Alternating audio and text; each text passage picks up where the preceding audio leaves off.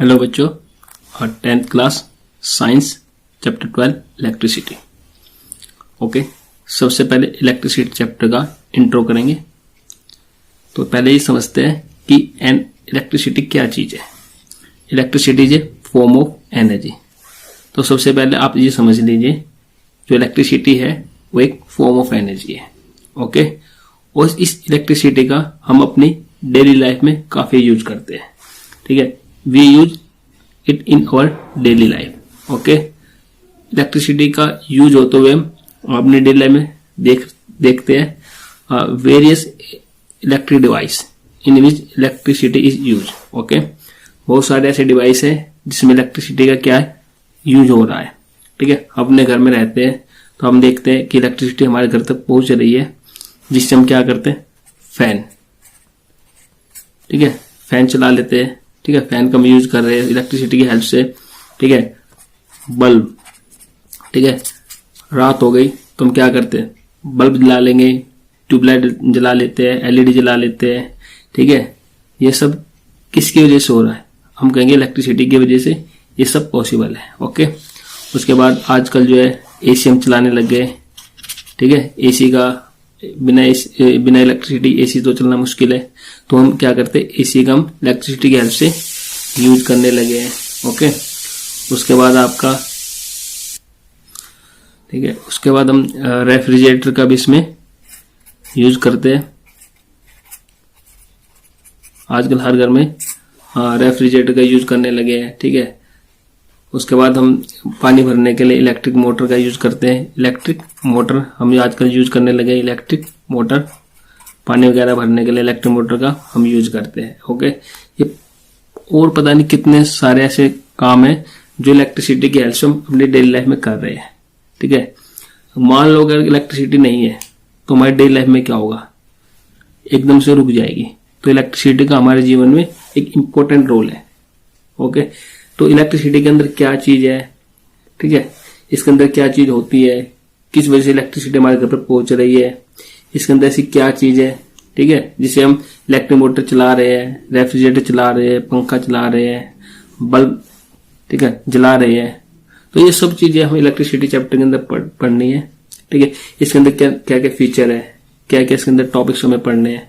तो ये बड़ा ही इंटरेस्टिंग चैप्टर है और इसको हम टॉपिक वाइज पढ़ेंगे, टॉपिक टू टॉपिक।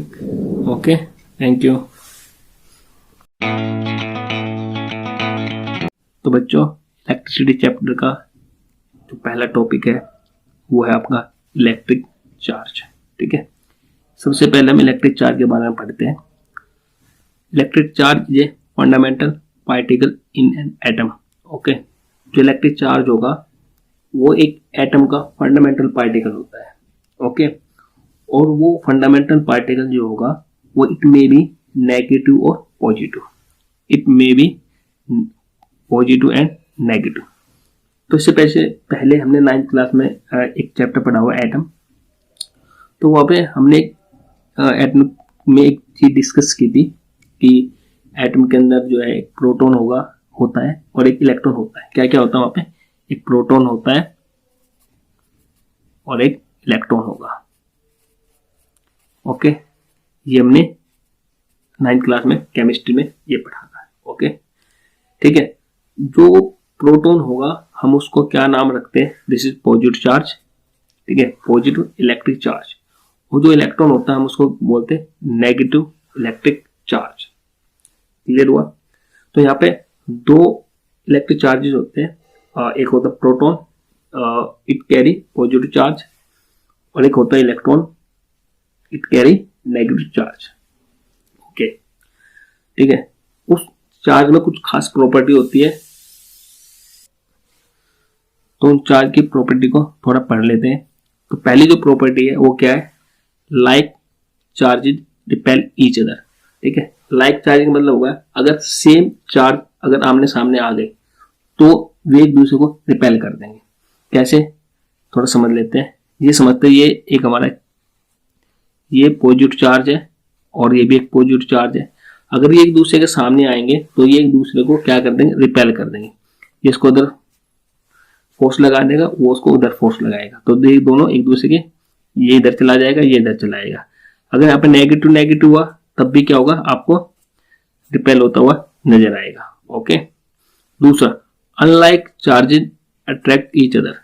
अगर अनलाइक चार्ज है, अनलाइक का चार्ज का मतलब होगा एक चार्ज पॉजिटिव और नेगेटिव है, तो क्या होगा, ये चार्ज पॉजिटिव चार्ज है और एक नेगेटिव चार्ज है, तो क्या होगा, एक दूसरे को क्या करेंगे, अट्रैक्ट कर लेंगे।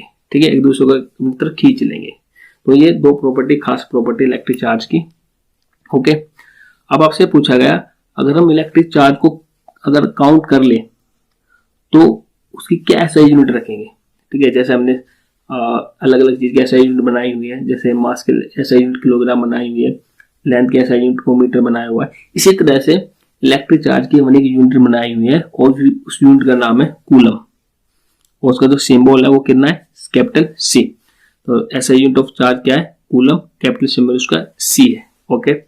फिर उसके बाद आते हैं कि भाई किसी भी एक बॉडी पे कितना चार्ज हो सकता है। ठीक है, तो यहाँ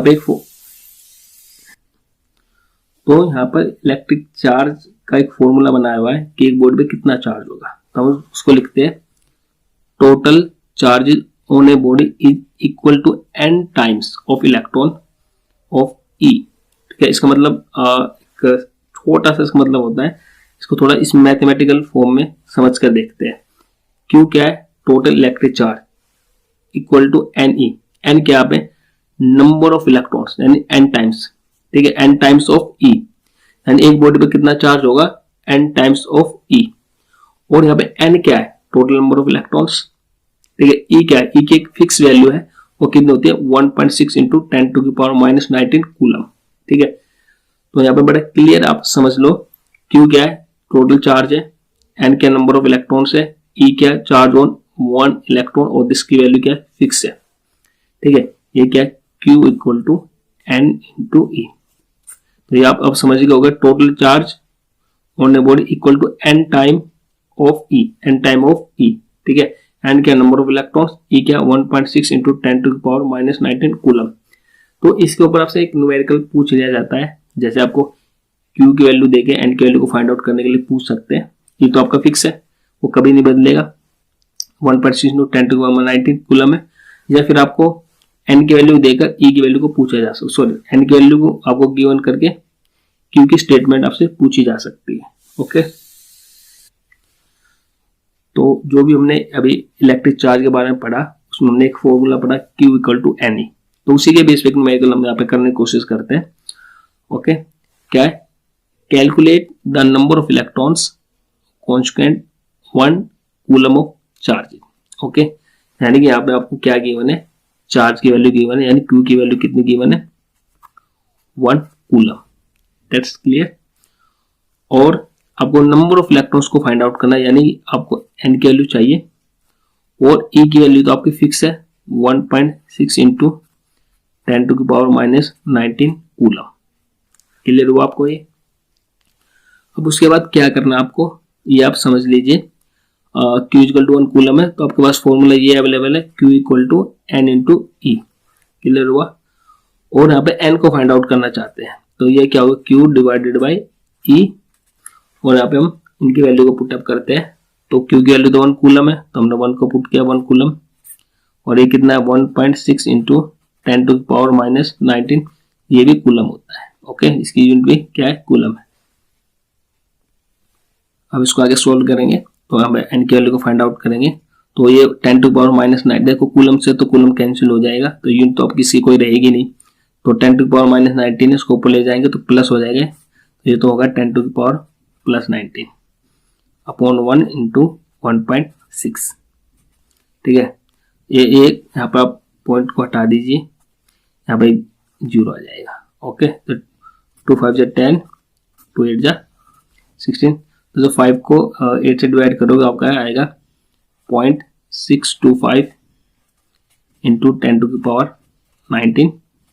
ठीक है, तो इस 0 को हम 6 के बाद लगा देंगे, ये पॉइंट को 6 के बाद लगा देंगे, तो 6.25 इंटू कितना हो जाएगा, 10⁻, अब ये 18 हो जाएगा। ओके, अगर आप पॉइंट को इधर शिफ्ट करोगे तो पावर माइनस हो जाएगी, अगर पॉइंट को लेफ्ट में शिफ्ट करोगे तो आपकी पावर प्लस हो जाएगी, अगर राइट में शिफ्ट करोगे तो माइनस हो जाएगी। तो ये आपका 1 कूलम के अंदर कितने नंबर ऑफ इलेक्ट्रॉन्स है ये आपका आगे। तो इसी न्यूमेरिकल के साथ ये आपका टॉपिक खत्म हुआ। Thank you. तो हमारे बच्चों नेक्स्ट टॉपिक है इलेक्ट्रिक करंट। ठीक है, अब हम इलेक्ट्रिक करंट के बारे में पढ़ने जा रहे हैं। बड़ा सिंपल टॉपिक है, इंपॉर्टेंट टॉपिक है। तो इलेक्ट्रिक करंट क्या होता है उसको थोड़ा समझते हैं। ये हमारा एक कंडक्टर है। ओके, ये हमारा एक कंडक्टर है, एंड ये किसका N1 A और ये एंड इसमें B है। ओके, और इस कंडक्टर के अंदर ये इधर आपके चार्ज फ्लो कर रहे हैं। ये क्या आपका इलेक्ट्रिक चार्ज है और ये ऐसे मूव कर रहे हैं।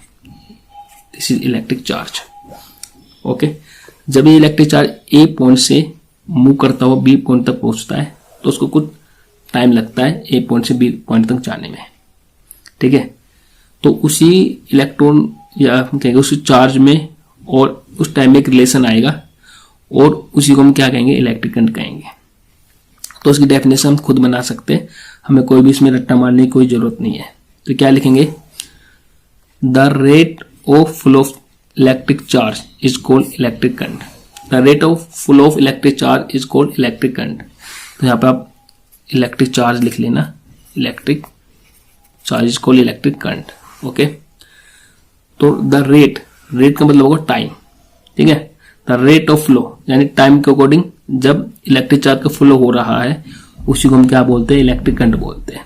या फिर सिंपल भाषा में क्या लिखेंगे, the following of electric charge per unit time is known as electric current. Okay, ये आपका सेकंड स्टेटमेंट आपकी बहुत अच्छी है।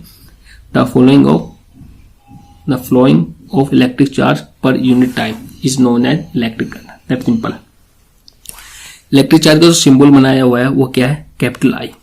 ठीक है, कैपिटल आई इलेक्ट्रिक करंट को डिनोट करने हम कैपिटल आई का इस्तेमाल करते हैं। ठीक है, अगर मैथमेटिकल एक्सप्रेशन का देखा जाए तो हम क्या लिखेंगे, electric current equal to electric charge divided by time. और इसके लिए हमने इनके सभी के अलग सिंबल बनाए हुए हैं।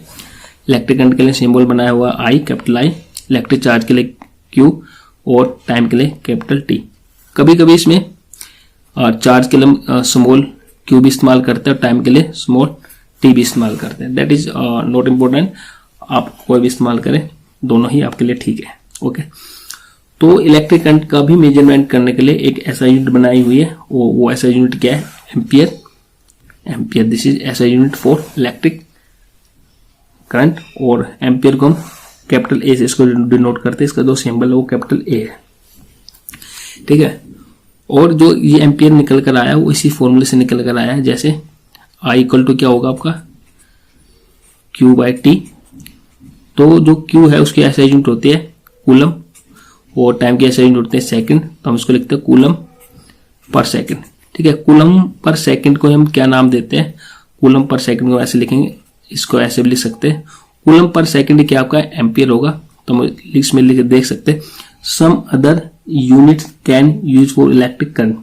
कुछ और यूनिट्स भी होती है जो इलेक्ट्रिक करंट के लिए हम इसका यूज कर सकते हैं। इससे सिमिलर होगी, जैसे हम यहाँ पे देख सकते हैं 1 एम्पियर किसी के बराबर होता है 1 कूलम पर सेकंड। ओके, तो ये ज्यादा जो एम्पियर आया है वो कूलम पर सेकंड ही होता है। या फिर 1 स्मॉल एम ए, इसका मतलब क्या होता है 1 माइक्रो एम्पियर। कभी कभी न्यूमेरिकल में इसका बड़ा योगदान है तो उसका समझ ले। एम का मतलब होता है 10 टू द पावर -3, यानी हम ये बोल सकते हैं 1 माइक्रो एम्पियर में 10 टू द पावर -3 एम्पियर होते हैं।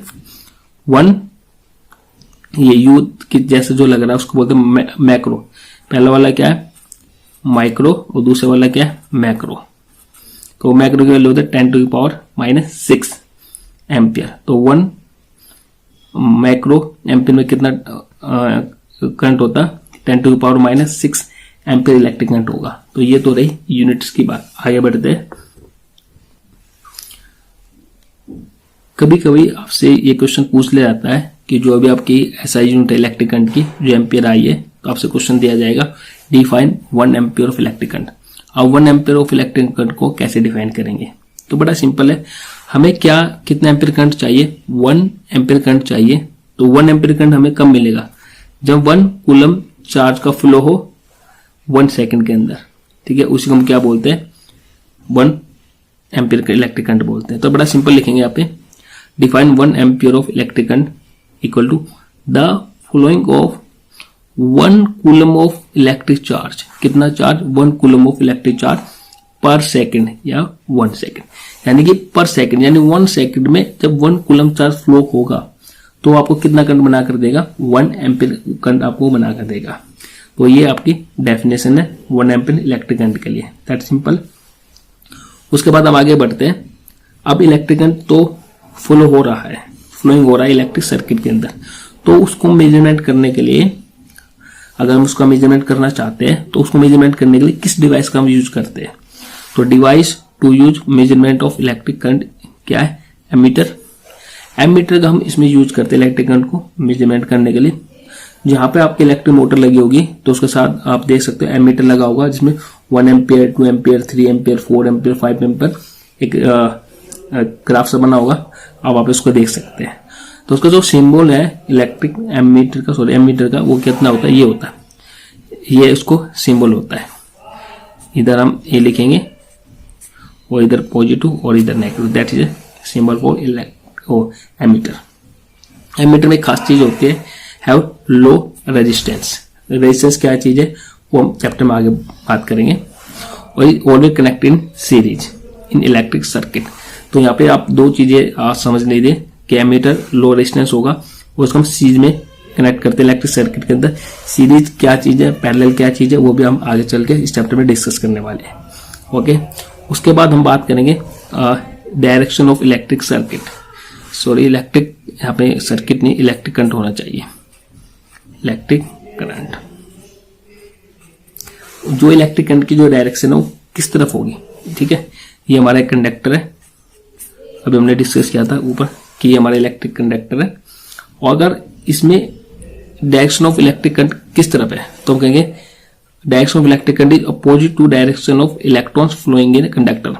अगर मान लेते हैं इलेक्ट्रॉन इधर मूव कर रहा है, ठीक है, किधर मूव कर रहा है इलेक्ट्रॉन? इलेक्ट्रॉन का मूवमेंट लेफ्ट टू राइट है, तो इलेक्ट्रिक करंट किधर होगा? तो हम कहेंगे इलेक्ट्रिक करंट इसके अपोजिट में होगा, वो इस तरफ इलेक्ट्रिक करंट मूव करेगा। This is electric current I. तो आप ये समझ लीजिए, ठीक है। तो अगर इलेक्ट्रिक करंट जो करंट की जो डायरेक्शन है वो डिपेंड करती है फ्लोइंग ऑफ इलेक्ट्रिक चार्ज पे या इलेक्ट्रॉन पे। तो जिधर इलेक्ट्रॉन होगा उसके अपोजिट में आपकी इलेक्ट्रिक करंट की डायरेक्शन होगी। ओके, ये सिंपल है। तो आगे बढ़ते हैं इसमें।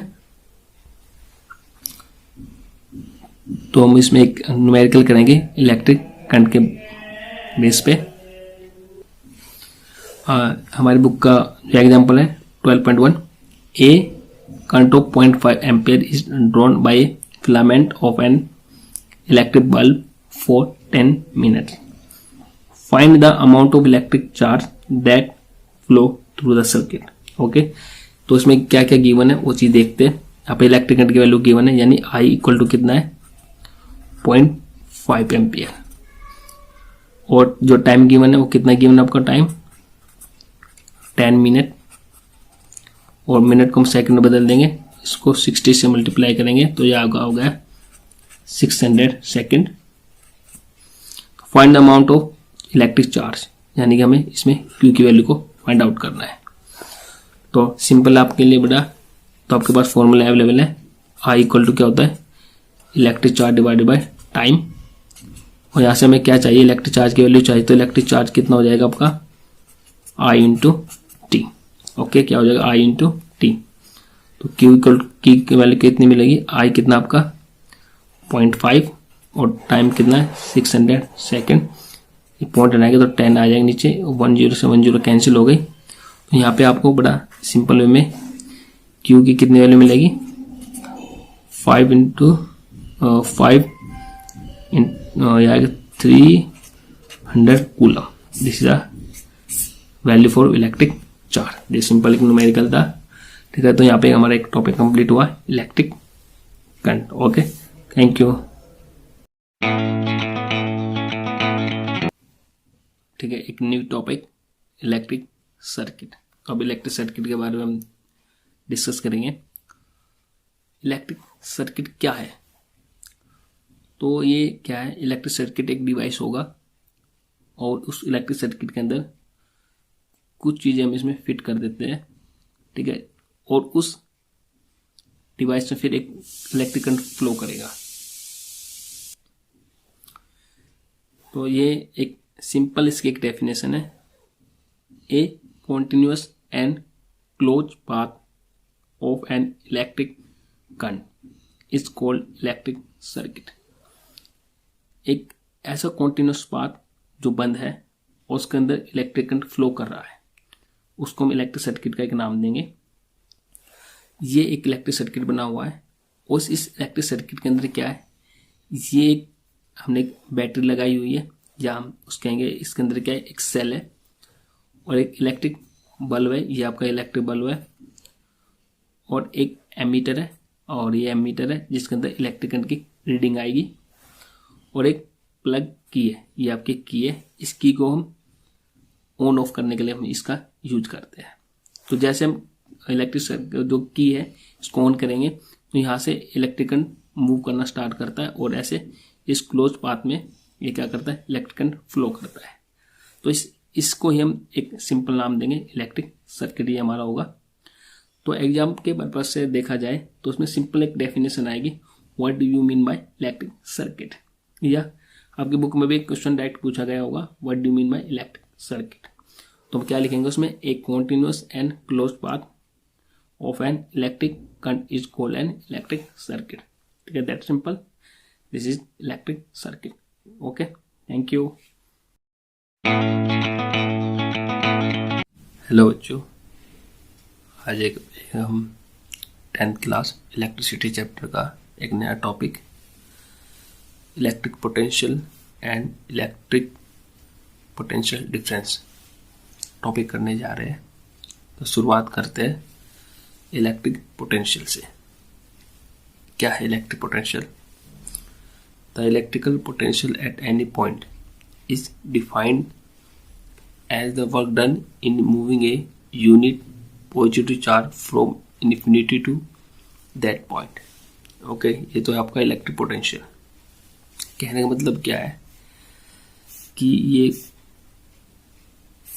एक पॉइंट है, ये है इन्फिनिटी।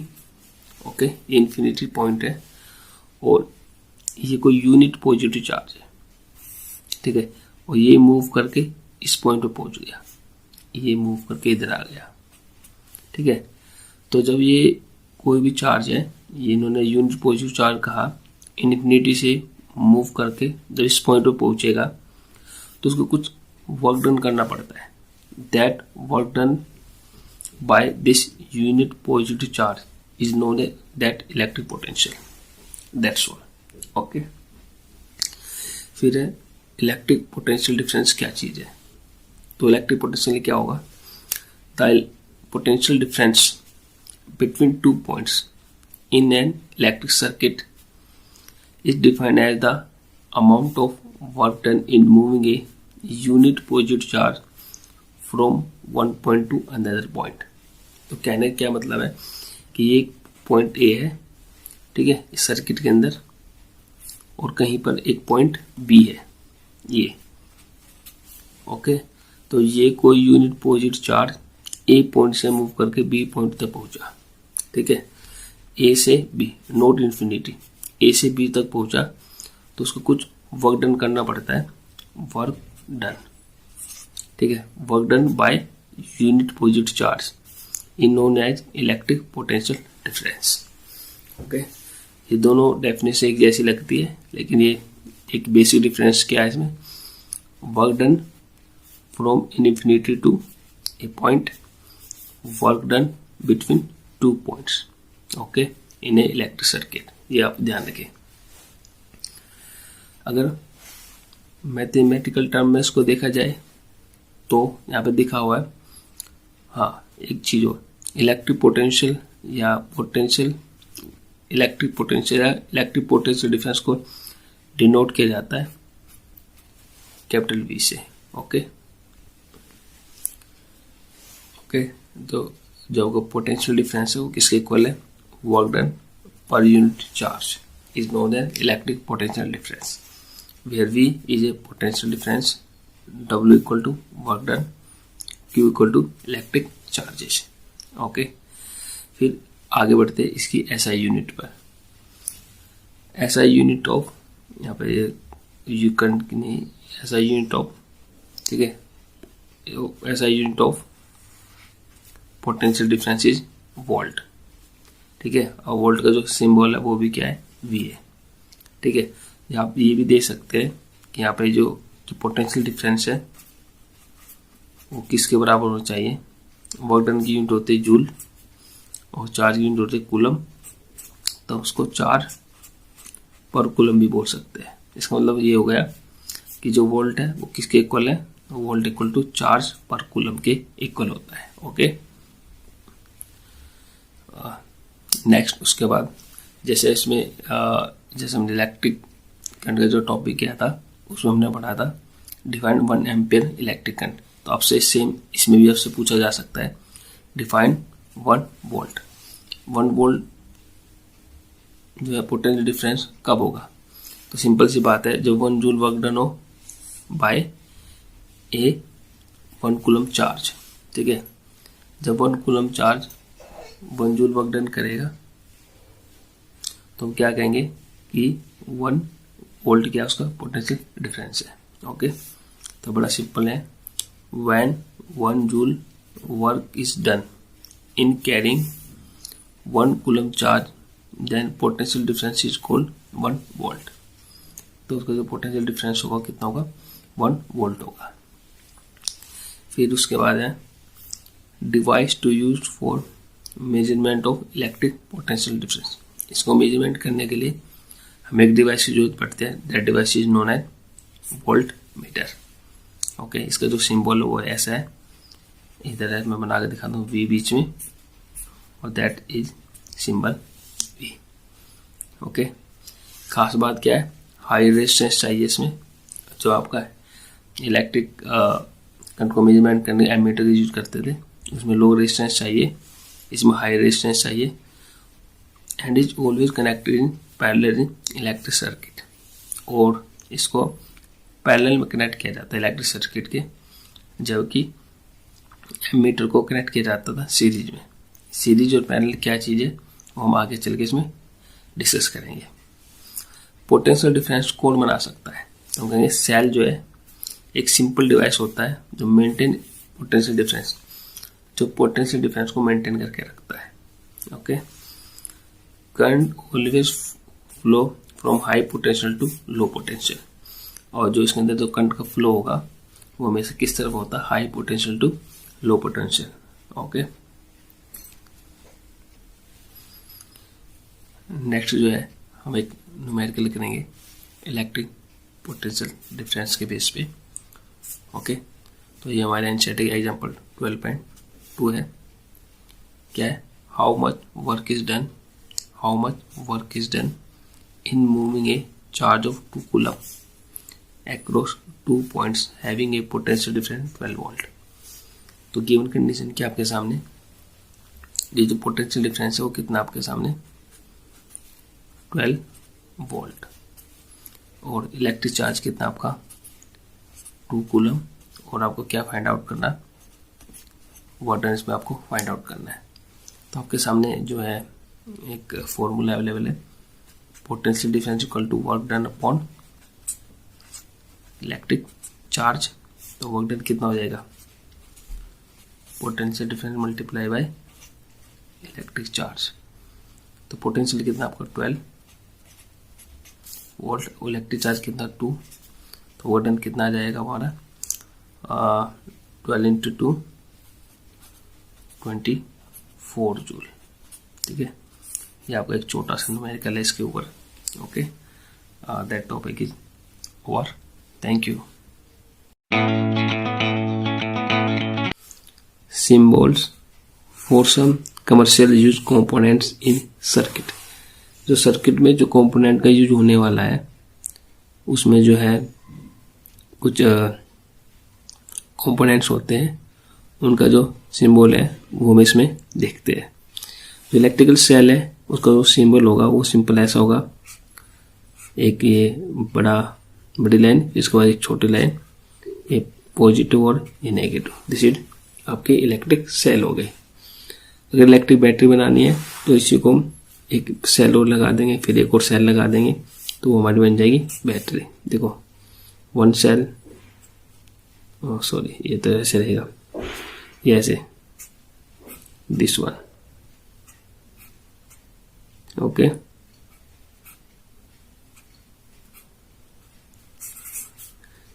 ऐसे, ओके,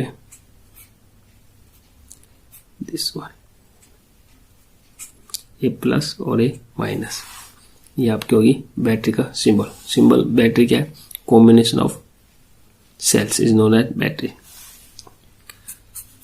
की ओपन, अगर ओपन की है तो आपको ऐसे रखना है, अगर आपकी की क्लोज है तो ऐसे रखना है। जॉइंट वायर के लिए ये डॉट यहाँ पे, क्रॉसिंग वायर के लिए विदाउट जॉइंट स्ट्रेट लाइन, उसके ऊपर से क्रॉस ऐसे। इलेक्ट्रिकल बल्ब के लिए आप ये सिंबल बना सकते हो, सिंपल। रेजिस्टेंस जो भी आपने नहीं पढ़ा, आने वाले चैप्टर पढ़ोगे, आने वाले टॉपिक में, दिस इज रेजिस्टेंस, ऐसे हम रेजिस्टेंस बनाते हैं। रो स्टेट, रिस्टेट या वेरिएबल रेजिस्टेंस भी बोलते हैं उसको, वेरिएबल रेजिस्टेंस। ये रेजिस्टेंस के ऊपर ऐसे हम एरो डाल देंगे तो ये वेरिएबल रेजिस्टेंस हो जाएगा, या फिर इसके ऊपर ऐसे।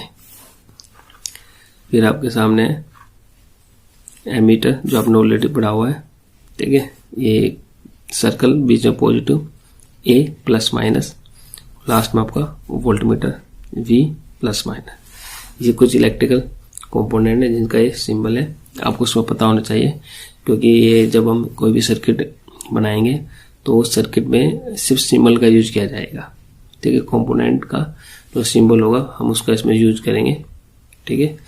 तो ये छोटा सा एक टॉपिक था, फिनिश हुआ हमारा। Thank you. ओम्स लॉ क्या है उसको स्टडी करते हैं। The potential difference across the 2 points of a metallic conductor is directly proportional to current passing through the circuit provided that temperature remain constant।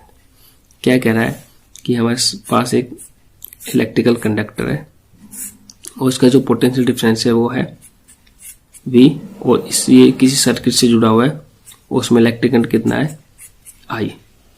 तो कह रहा है कि जो पोटेंशियल डिफरेंस है, जो इलेक्ट्रिक करंट है, वो एक दूसरे के डायरेक्टली प्रोपोर्शनल है। कंडीशन क्या है? टेम्परेचर रिमेन कांस्टेंट, टेम्परेचर बदलना नहीं चाहिए, ठीक है। प्रोपोर्शनली का मतलब क्या होता है? ये बोलता है अगर हम V की वैल्यू को बढ़ा देंगे तो हमारी I की वैल्यू भी बढ़ जाएगी, अगर हम V की वैल्यू को कम कर देंगे तो हमारी I की वैल्यू भी कम हो जाएगी। ये डायरेक्टली प्रोपोर्शनल का मतलब होता है। तो उसको लिखते कैसे? उसको लिखेंगे जैसे V directly proportional to I, this one, V directly proportional to I। और इस प्रोपोर्शनल को हटाने के लिए हमें कांस्टेंट का यूज करना पड़ता है, तो यहाँ पे एक हम कांस्टेंट यूज करेंगे R। क्या कांस्टेंट यूज करेंगे? R, और R को हम बोलते हैं रेजिस्टेंस। क्या ये हमारा एक रेजिस्टेंस? इसको हम डिटेल में डिस्कस करेंगे नेक्स्ट जो टॉपिक होगा हमारा। तो फिलहाल के लिए R क्या एक रेजिस्टेंस है, दिस इज कांस्टेंट, या ये ओम्स लॉ कांस्टेंट होता है। क्या है? Ohm's law constant. ये हमारा क्या? ओम्स लॉ कांस्टेंट है, ठीक है। ये आपको ध्यान में रखना है, आगे हम डिस्कस करते हैं। R is a constant called resistance of a given metal. जो भी हमने जो कंडक्टर सेलेक्ट किया है, जो मेटल सेलेक्ट किया है, R उसका क्या है? एक रेजिस्टेंस है। फिर आगे अगर हम ओम्स लॉ के अकॉर्डिंग अगर हम एक तरफ पोटेंशियल डिफरेंस रखते हैं और एक तरफ इलेक्ट्रिक करंट को रखा जाता है, अगर हम उसका ग्राफ बनाए, अगर कोई भी मेटल या कोई भी कंडक्टर ओम्स लॉ को फॉलो कर रही है और उसमें हम V वर्सेस I, ठीक है, क्या इसको बोलते हैं? उसको V वर्सेस I का अगर हम ग्राफ बनाएं तो हमें बिल्कुल एक स्ट्रेट लाइन मिलती है।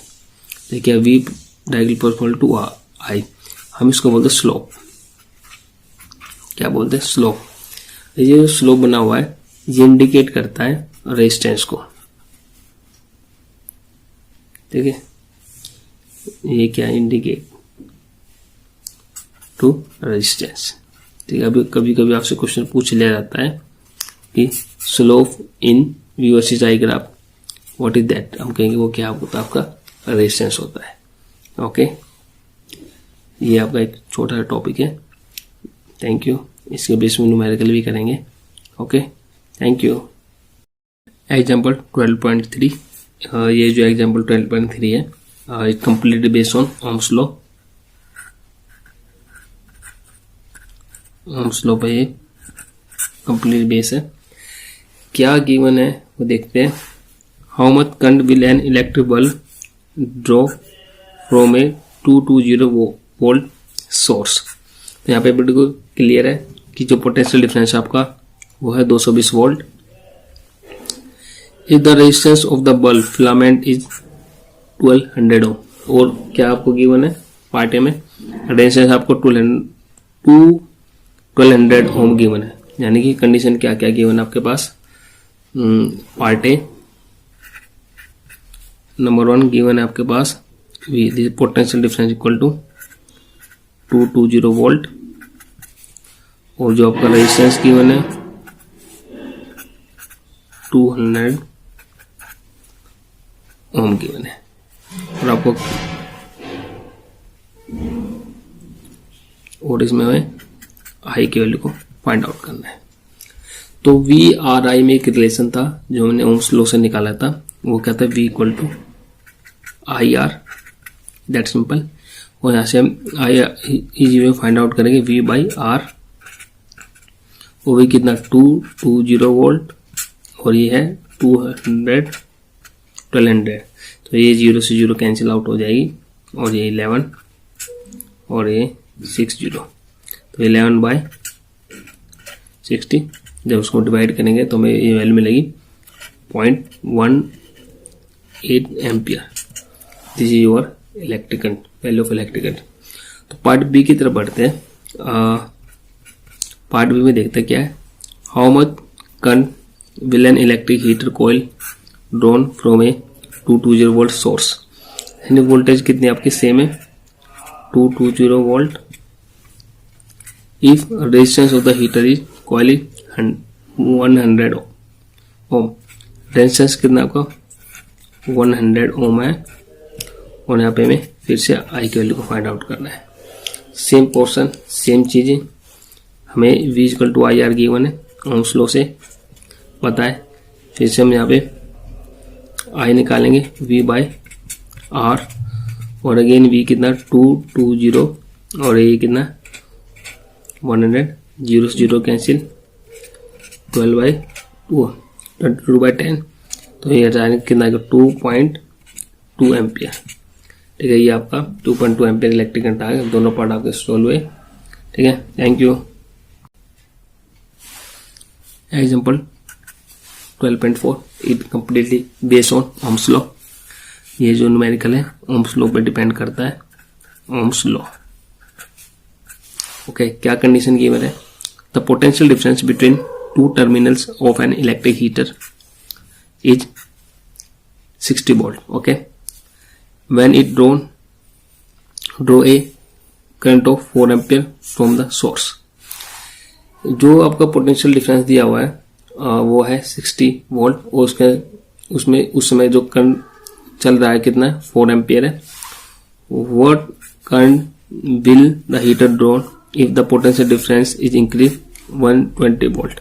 अगर आप पोटेंशियल डिफरेंस को बढ़ा दे तो अब उसमें के अंदर कितना करंट होगा वो आपको फाइंड आउट करना है। अब हम दो केस बना लेंगे, केस 1 और केस 2। ठीक है, फर्स्ट केस में क्या देखते हैं, आपको जो पोटेंशियल गिवन है वो कितना है 60 वोल्ट, और यहाँ पे जो आई की वैल्यू गिवन है कितनी है 4 एम्पियर। जो केस 2 है उसमें सिर्फ पोटेंशियल कितना गिवन है 120 वोल्ट, और यहाँ पे हम आई को फाइंड आउट करना चाहते हैं। अगर हम आई को फाइंड आउट करना चाहिए तो उस लोग अकॉर्डिंग हमें उस में क्या given V equal to I R, और यहाँ से आपको आर की वैल्यू चाहिए। तो हम क्या करेंगे, उस लोग का यहाँ पर यूज करके आर निकाल लेंगे। तो V equal to I R होता है, तो आर इक्वल टू कितना हो जाएगा V बाय आई, और V की वैल्यू पुटअप करते हैं तो 60/4, तो कैंसिल आउट करेंगे 15 आ जाएगा। तो यहाँ से मुझे R की यानी कि रेजिस्टेंस की वैल्यू कितनी मिलेगी, 15 ओम। यहाँ से बिल्कुल एकदम क्लियर है। जो भी वैल्यू आपको यहाँ पे मिली है वो रेजिस्टेंस की वैल्यू को हम यहाँ पे पुटअप कर देंगे। तो I निकाल लेंगे, तो I हमारे कितना हो जाएगा, इक्वल टू V/R, और V कितना आपका 120 और R की वैल्यू कितनी हमें 15। तो Y हमें सिंपल कितना मिलेगा, 8 ampere. This is your answer. Simple था, ठीक है। आपको बस ये पहचानना होता है कि भाई क्या इसमें फॉर्मूला से सेट होगा, और जो वैल्यू गिवन है उसमें इन सभी वैल्यू को पुटअप करें और आपका आंसर निकाल ले। Thank you. रेजिस्टेंस जो है, ये रेजिस्टेंस हमें मिला, ये हमें ओम्स लॉ से मिला, जहाँ पर R इज ए कॉन्स्टेंट। तो स्टडी करते हैं। Resistance symbol is capital R। It is the property of a conductor to resist the flow of charge through it। ये चार्ज को फ्लो करने से रोकता है किसी भी कंडक्टर के अंदर, या हम ये भी बोल सकते हैं it resist the electric current in a circuit। Electric current, okay. देखो सिंपल सी बात है, अगर फ्लो ऑफ चार्ज अगर रुक रहा है तो सिंपल सी बात है इलेक्ट्रिक करंट भी कम हो जाएगा। तो ये कहना चाहता है अल्टीमेटली कि रेजिस्टेंस एक प्रॉपर्टी है कंडक्टर की to resist the electric current को फ्लो करने से वो रोकता है। Okay, that is simple. और इसका जो फॉर्मूला है वो रहेगा R इक्वल टू V/I। कहाँ से मिला, अभी हमने पढ़ा था ओम्स लॉ। ओम्स लॉ क्या था, V इक्वल टू IR, और यहाँ से हमने R की वैल्यू निकाली V/I। ठीक है, फिर बात करते हैं कि इसका जो है SI यूनिट क्या होगी। What is the SI unit of resistance. वैसे तो जो पोटेंशियल डिफरेंस है उसकी SI यूनिट होती है वोल्ट, और I की यूनिट होती है एम्पियर। तो इस हिसाब से वोल्ट एम्पियर पर एम्पियर इसकी यूनिट होनी चाहिए होती है। और वोल्ट पर एम्पियर का हमने एक नाम रखा है ओम, सॉरी वोल्ट पर एम्पियर का एक नाम रखा ohm, that symbol is this one. और जो हम ये भी कह सकते हैं कि ओम इक्वल टू क्या होता है, volt divided by ampere, volt divided by ampere. ठीक है, जैसे हर किसी की यूनिट को डिफाइन करने के लिए बोला जाता है, तो रेजिस्टेंस की यूनिट को भी डिफाइन करने के लिए बोला जाता है define one of resistance. One of resistance कैसे डिफाइन कर सकते हैं, तो यहाँ पे बिल्कुल एक क्लियर है। जब आपका पोटेंशियल डिफरेंस 1 वोल्ट हो जाए और इलेक्ट्रिक करंट 1 एम्पियर हो जाए तो आपका रेजिस्टेंस 1 ओम हो जाएगा। तो कैसे लिखते हैं, when potential difference is 1 volt and electric current through the circuit is 1 ampere, that then resistance is 1 ohm. तो उसका रेजिस्टेंस कितना होगा, 1 ओम के इक्वल हो जाएगा। फिर आता है इसके रिस्टेट। रिस्टेट क्या होता है, अभी हमने थोड़ी देर पहले डिस्कस किया था, सिंबल में रिस्टेट का एक सिंबल यूज किया था। जो रेजिस्टेंस होता है वो तो इस तरह से होता है, दिस इज रेजिस्टेंस। और रिस्टेट क्या होता है कि हम इसमें एक ऐसे एरो लगा देंगे। तो काम क्या है, तो rheostat is variable resistance is a component use to regulate current without changing the source of voltage. देखो हमें वोल्टेज को चेंज नहीं करना और हम करंट को चेंज करना चाहते हैं, तो हम उसके रिस्टेट लगा देंगे, जो एक वेरिएबल रेजिस्टेंस का काम करता है। वेरिएबल रेजिस्टेंस का मतलब होता है कि रेजिस्टेंस उसका बदलता रहता है, कभी रेजिस्टेंस कम हो गया, कभी ज़्यादा हो गया। हमें जितना भी करंट चाहिए, ठीक है, तो अगर हमें कम करंट चाहिए तो हम रेजिस्टेंस की वैल्यू को बढ़ा भी सकते हैं। अगर हमें करंट की वैल्यू ज़्यादा चाहिए तो रेजिस्टेंस की वैल्यू को हम कम कर देंगे। तो वहाँ पे हम वेरिएबल रेजिस्टेंस का काम करते हैं। ओके, वहाँ पे इसका यूज किया जाता है। अब बात करते हैं कि ये जो रेजिस्टेंस है कंडक्टर में किन चीज़ों के ऊपर या किन फैक्टर्स पर डिपेंड करता है। Resistance of a uniform metallic conductor is number 1, किसके ऊपर डिपेंड करता है, directly proportional to length of the wire. Directly proportional यहाँ पे लिख सकते हैं, R directly proportional to L length of the wire. Directly proportional आप मतलब समझिएगा, ये मैंने उस लो में बताया था, अगर आर की वैल्यू को बढ़ा दोगे एल की वैल्यू बढ़ जाएगी, ठीक है, या एल की वैल्यू को कम करोगे रेजिस्टेंस भी आपका कम हो जाएगा।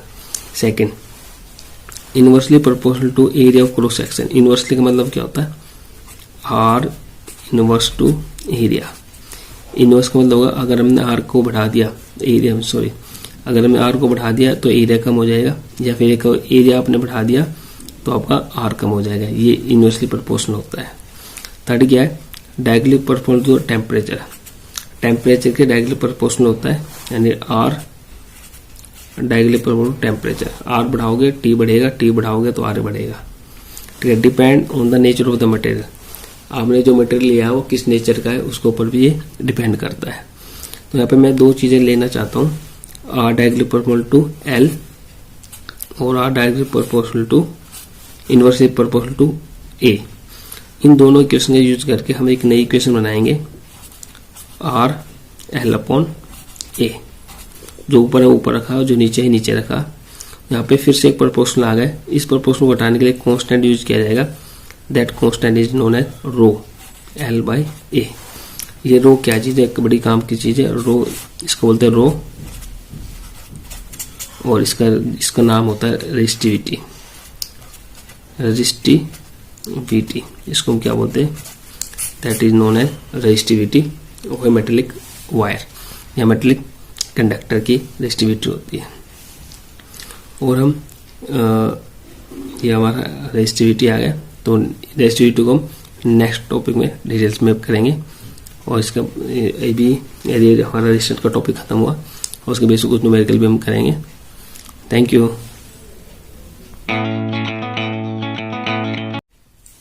Resistivity, okay.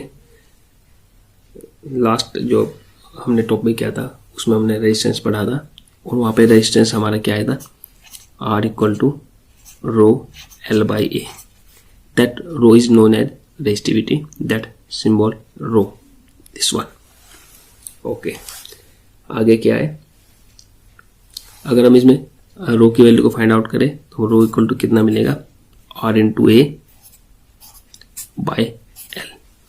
और अब रेजिस्टिविटी को अगर हम डिफाइन करना चाहें तो इसको डिफाइन करने के अलग अलग तरीके हैं, अलग अलग बुक में इसको अलग अलग तरीके से डिफाइन किया गया है। तो यहाँ पे हम एक यूनिक वे में इसको डिफाइन करेंगे।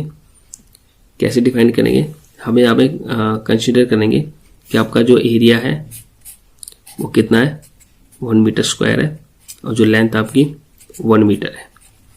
अगर एरिया आपका 1 मीटर स्क्वायर है और लेंथ आके अगर 1 मीटर है तो जितना भी रेजिस्टेंस होगा वो उसकी रेजिस्टिविटी के इक्वल हो जाएगा। इसी के बेस पर हम इसको डिफाइन करेंगे। Resistivity is defined as the resistance offered by the material per unit length. Per unit length means 1 metre for unit cross section area. Unit cross section area means 1 meter square.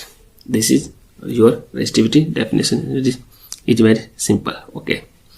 फिर बात करते हैं what is the SI unit for resistivity. The SI unit for resistivity is ohm meter. This one ohm meter.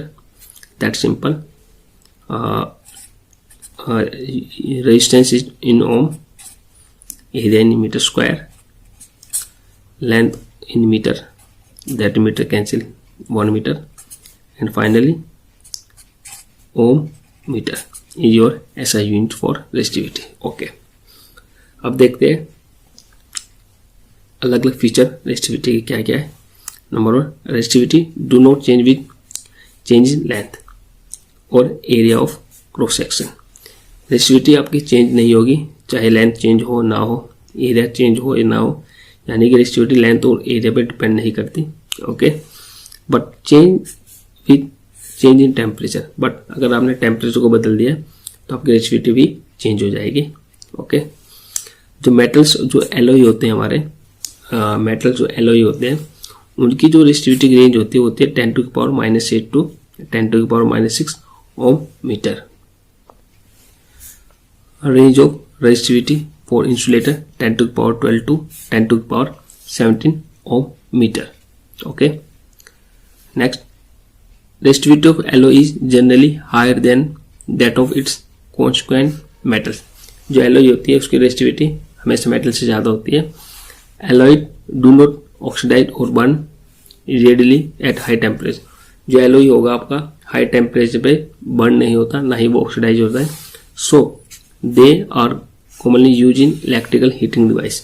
तो हम इसका electrical heating device में इसका use करते हैं। जैसे एग्जाम्पल के लिए आयरन जो हमारे घर में जो वगैरह कपड़ों को प्रेस करने के लिए की जाती है, तो वहाँ पे हम उसका यूज करते हैं। आयरन में, हीटर वगैरह में इसके यूज करते हैं। Okay, copper and aluminium are use for electrical transmission line as they have low resistivity.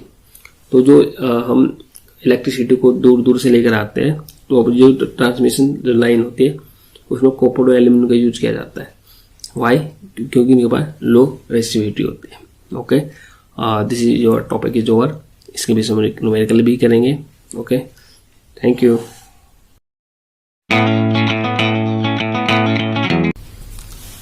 Example 12.5. This example completely based on resistivity and resistance. Given condition क्या है, क्या फाइंड आउट करना है, देख लेते हैं।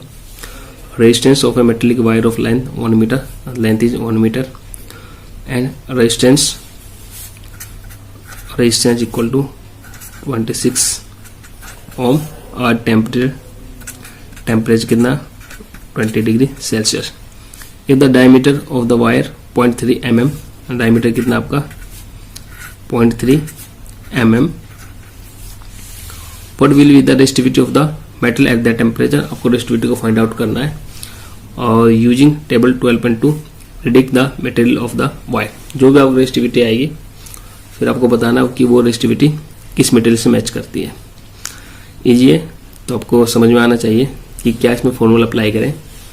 तो यहाँ पर सबसे पहले मैं बता दूं कि जो आपका रेजिस्टिविटी है जो डायमीटर mm में दिया हुआ है, तो mm में दिया हुआ तो मिलीमीटर में दिया हुआ तो उसको मीटर में कन्वर्ट करेंगे सबसे पहले।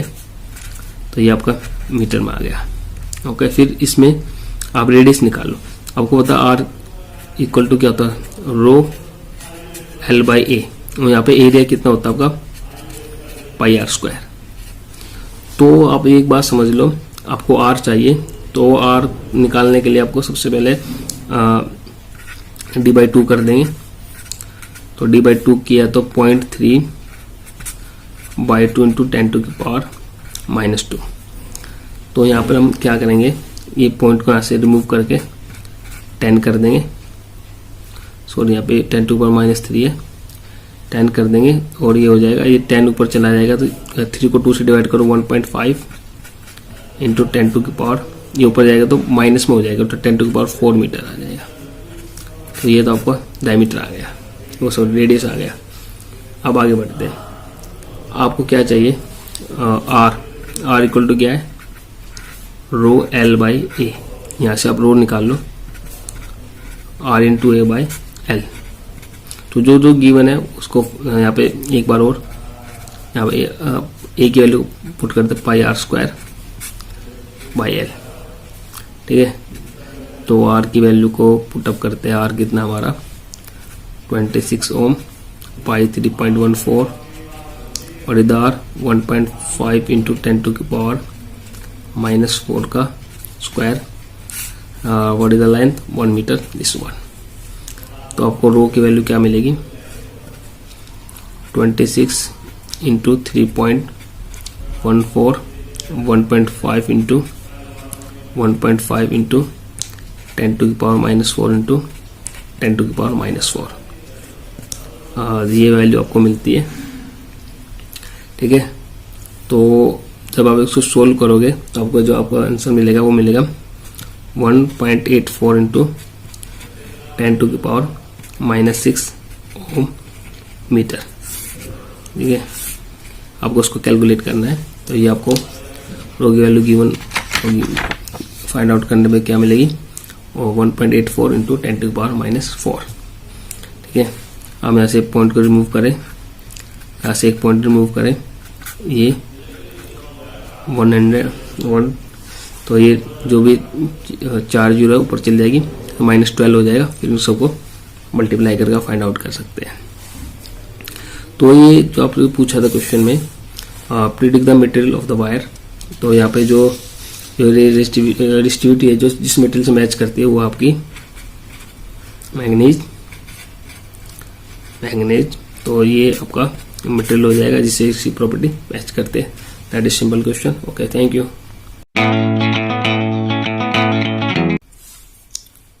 Example 12.6 that example completely based on resistance and resistivity। और क्या गिवन कंडीशन है, क्या फाइंड आउट करना देख लेते हैं। A wire of given material having length L, area cross section A, has a resistance 4 ohm, what would be the resistance of the another wire of same material having length L by 2, area of cross section 2A। तो दो condition आपके सामने given है। First condition क्या है, एक material है जिसकी लेंथ L है, क्या है, एक मटेरियल है जिसकी लेंथ L है और एरिया उसका A है और जो रेजिस्टेंस है वो कितना है 4 ओम है। सेम एक और वायर है बिल्कुल उसी की जैसी, यानी कि उसकी इसकी जो रेजिस्टिविटी है वो है रो, इसकी रेजिस्टिविटी भी रो रहेगी, यानी रेजिस्टिविटी दोनों की सेम है, लेकिन लेंथ इसकी L/2 है और एरिया इसका डबल हो जाएगा 2A। तो इसको आपको रेजिस्टेंस को फाइंड आउट करना है, तो वो रेजिस्टेंस हम R' मान लेते हैं, तो वो कितना होगा वो इसमें फाइंड आउट करते हैं। तो इन सभी में एक रिलेशन है R = रो L/A। ओके, रो L/A। तो यहाँ से हम R' निकाल सकते हैं, यहाँ से हम R' निकालें, कितना आएगा रो, लेंथ कितनी इसकी L/2, एरिया कितना इसका 2A। यहाँ से R' निकालो, रो 2 पर जाकर मल्टीप्लाई कर रहे, L/2 है तो ये L/4A हो जाएगा। Okay, L/4A। तो यहाँ पे देखो ऐसे कंडीशन में क्या करते हैं, ये देखो दो चीज़ आपको मिल गई, इक्वेशन 1 मान लेंगे, इक्वेशन 2 मान लेंगे। तो हम यहाँ दोनों इक्वेशन को एक दूसरे से डिवाइड करेंगे, डिवाइड इक्वेशन 2/1। यहाँ से R'/R करेंगे, यहाँ पे R' कितना है रो L/4 है और यहाँ पे कितना है रो L/A। तो रो से रो कैंसिल हो जाएगा, A से A कैंसिल, L से L कैंसिल हो जाएगा आपका। तो यहाँ से हमें एक चीज़ मिल जाएगी R' = 1/4। कितना मिल जाएगा 1/4। तो ये आपको 1/4 मिला। तो यहाँ से आप R' निकाल सकते हैं, R' कितना हो जाएगा R/4 और R की वैल्यू कितनी थी स्टार्टिंग में 4 ओम। तो हम यहाँ पे 4 ओम पुट करेंगे, 4/4 कैंसिल आउट होने के बाद 1। तो जो न्यू रेजिस्टेंस होगा R' को कितना आएगा 1 ओम। इस तरह के क्वेश्चन को आपको सेम इसी वे में करना होगा।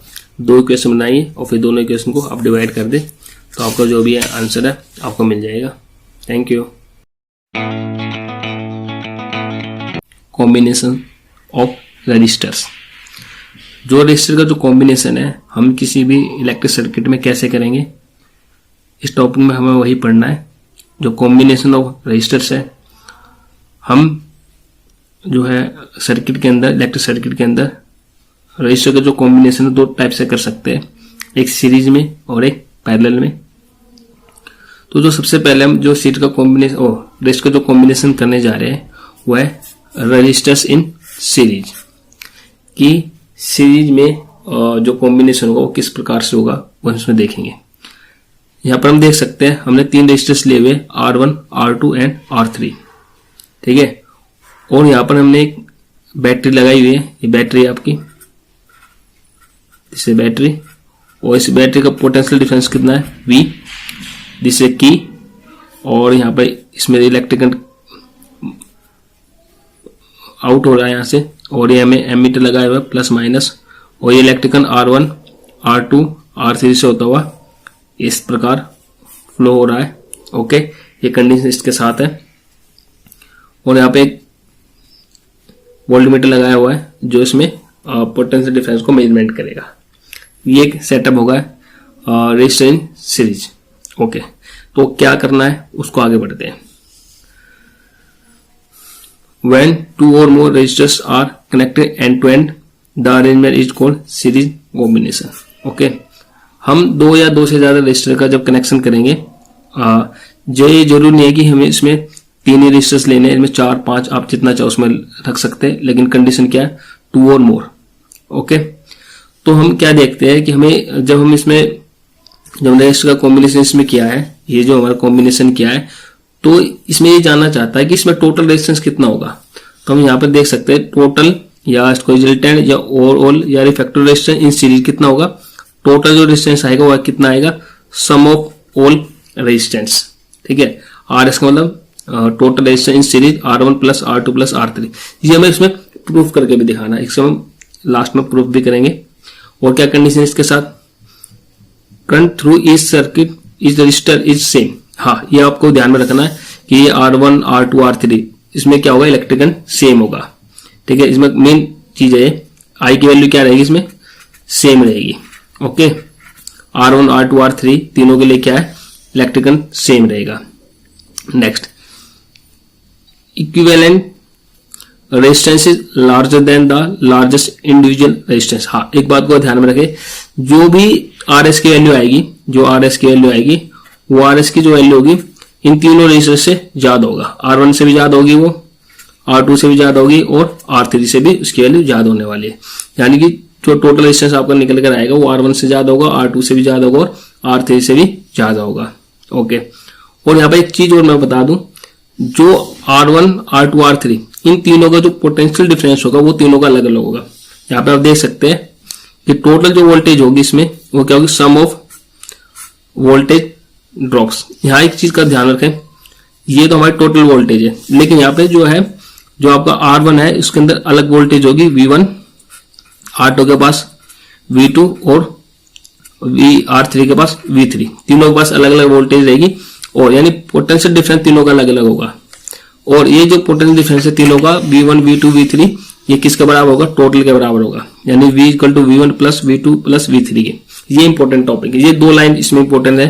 एक तो V equal to V1 plus V2 plus V3 और I इक्वल टू I जो होगा सेम होगा तीनों के पास, R1 R2 R3 के पास। आगे बढ़ते हैं। अब हम क्या करेंगे, तीनों रजिस्टर्स के अंदर अलग अलग वोल्टेज फाइंड आउट करते हैं। वोल्टेज अक्रॉस ई रजिस्टर हमने ओम्स लॉ पढ़ा है, क्या होता है V इक्वल टू IR। तो हमने क्या देखना है हमें कि I की वैल्यू तो में सेम है, लेकिन R बदलता है, R1 R2 R3 बदलेगा, V1 V2 V3 बदलता है। तो अगर हम ये माने कि भाई R1 में यानी फर्स्ट रेजिस्टेंस में या फर्स्ट रजिस्टर में वोल्टेज की वैल्यू कितनी होगी, हम कहेंगे V1 इक्वल टू IR1 और V2 कितना होगा IR2 और V3 कितना होगा IR3। ये आप ध्यान में रखें इसको। और ये V टोटल कितना होगा, V1 plus V2 plus V3 के बराबर होगा, ओके। तो हमने V1 V2 V3 की वैल्यू निकाल ली है, और V1 V2 V3 का जो सम है वो किसके बराबर होने वाला है, V के बराबर रहेगा, और V जो है IR के इक्वल होता है। तो हम क्या करेंगे, जो हमने इसमें ये वाली जो कंडीशन रखी थी कि भाई V जो होता है V1 plus V2 plus V3 के इक्वल होता है, तो हम क्या करेंगे, V इक्वल टू कितना लिखेंगे, V equal to V1 V2 V3। V1 की वैल्यू कितनी रहेगी, IR1 हमने निकाल चुके हैं, V2 IR2 और V3 कितना होगा IR3। और V को हम क्या पुट कर सकते हैं IR, और इन तीनों में से क्या कॉमन आएगा, R कॉमन आ जाएगा, तो ये R1 plus R2 plus R3 आ गया, और ये I कैंसिल आउट हो जाएगा। तो हमें रेजिस्टेंस की वैल्यू कितनी मिलेगी, R equal to R1 plus R2 plus R3, ये हमें एक वैल्यू मिल गई, ओके। तो ये आपका आगा resistance in series R1 plus R2 plus R3, ठीक है। ये इसमें डेरिवेशन है, एग्जाम में भी आ सकता है, तो आप इसको अच्छे से करें, ठीक है। Thank you.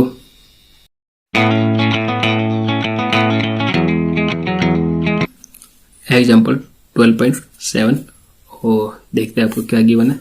N electric lamp hood resistance 20 ohm, this one electrical lamp आपका, इसका रेजिस्टेंस कितना है 20 ओम गिवन है आपके पास। एक कंडक्टर ऑफ 4 ओम, एक कंडक्टर आपको गिवन है, इसका रेजिस्टेंस 4 ओम है, ऑलरेडी लिखा हुआ है। R connected to a 6 volt battery, ये आपकी जो बैटरी है 6 वोल्ट है, ओके। तो यहाँ पे हम इसको R1 कंसिडर करेंगे, तो ये R1 कितना आपका 4 ओम और R2 कितना आपका 20 ओम। क्या फाइंड आउट करना है, the total resistance of the circuit, यानी R की वैल्यू को फाइंड आउट करना है। The circuit through the electric current through the circuit, यानी I की वैल्यू को फाइंड आउट करना है। The potential difference across electric lamp and conductor. हमारा इलेक्ट्रिकल लैंप है, यानी कि इलेक्ट्रिकल लैंप में वोल्टेज की वैल्यू यानी V1 चाहिए आपको, ये V2 और ये कंडक्टर में V1। ओके, तो यहाँ पे हम ये देख देना कि यहाँ पे आपका V1 रहेगा और यहाँ पे आपको V2 रहेगा। ठीक है, ये आपको इतना समझना है। तो आप ये भी देख सकते हो कि ये किस तरह का कॉम्बिनेशन है, सीरीज कॉम्बिनेशन है, दैट सिंपल। तो टोटल रेजिस्टेंस निकालने में आपको बिल्कुल भी दिक्कत नहीं होनी चाहिए। और यहाँ पे एक चीज का ध्यान रखना, जितनी भी आपको गिवन स्टेटमेंट है, जो गिवन कंडीशन है, आप यहाँ पर जरूर लिख कर रखना गिवन क्या क्या कंडीशन है। यहाँ पे आपको R1 गिवन है, जैसे R1 कितना है 4 ओम है, और R2 कितना गिवन आपको 20 ओम है, और वोल्टेज कितना गिवन आपको 6 वोल्ट है। ये आप जरूर रख लेना।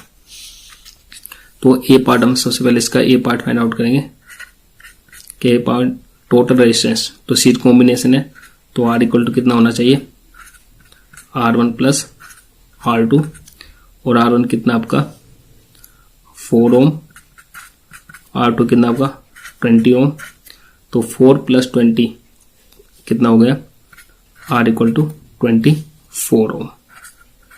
तो फर्स्ट का आपका आंसर आपका आ गया R इक्वल टू 24। सेकंड की तरफ बढ़ते हैं। तो आपको इलेक्ट्रिक करंट की वैल्यू चाहिए, तो उस लोग में हमें पढ़ा है V इक्वल टू IR होगा।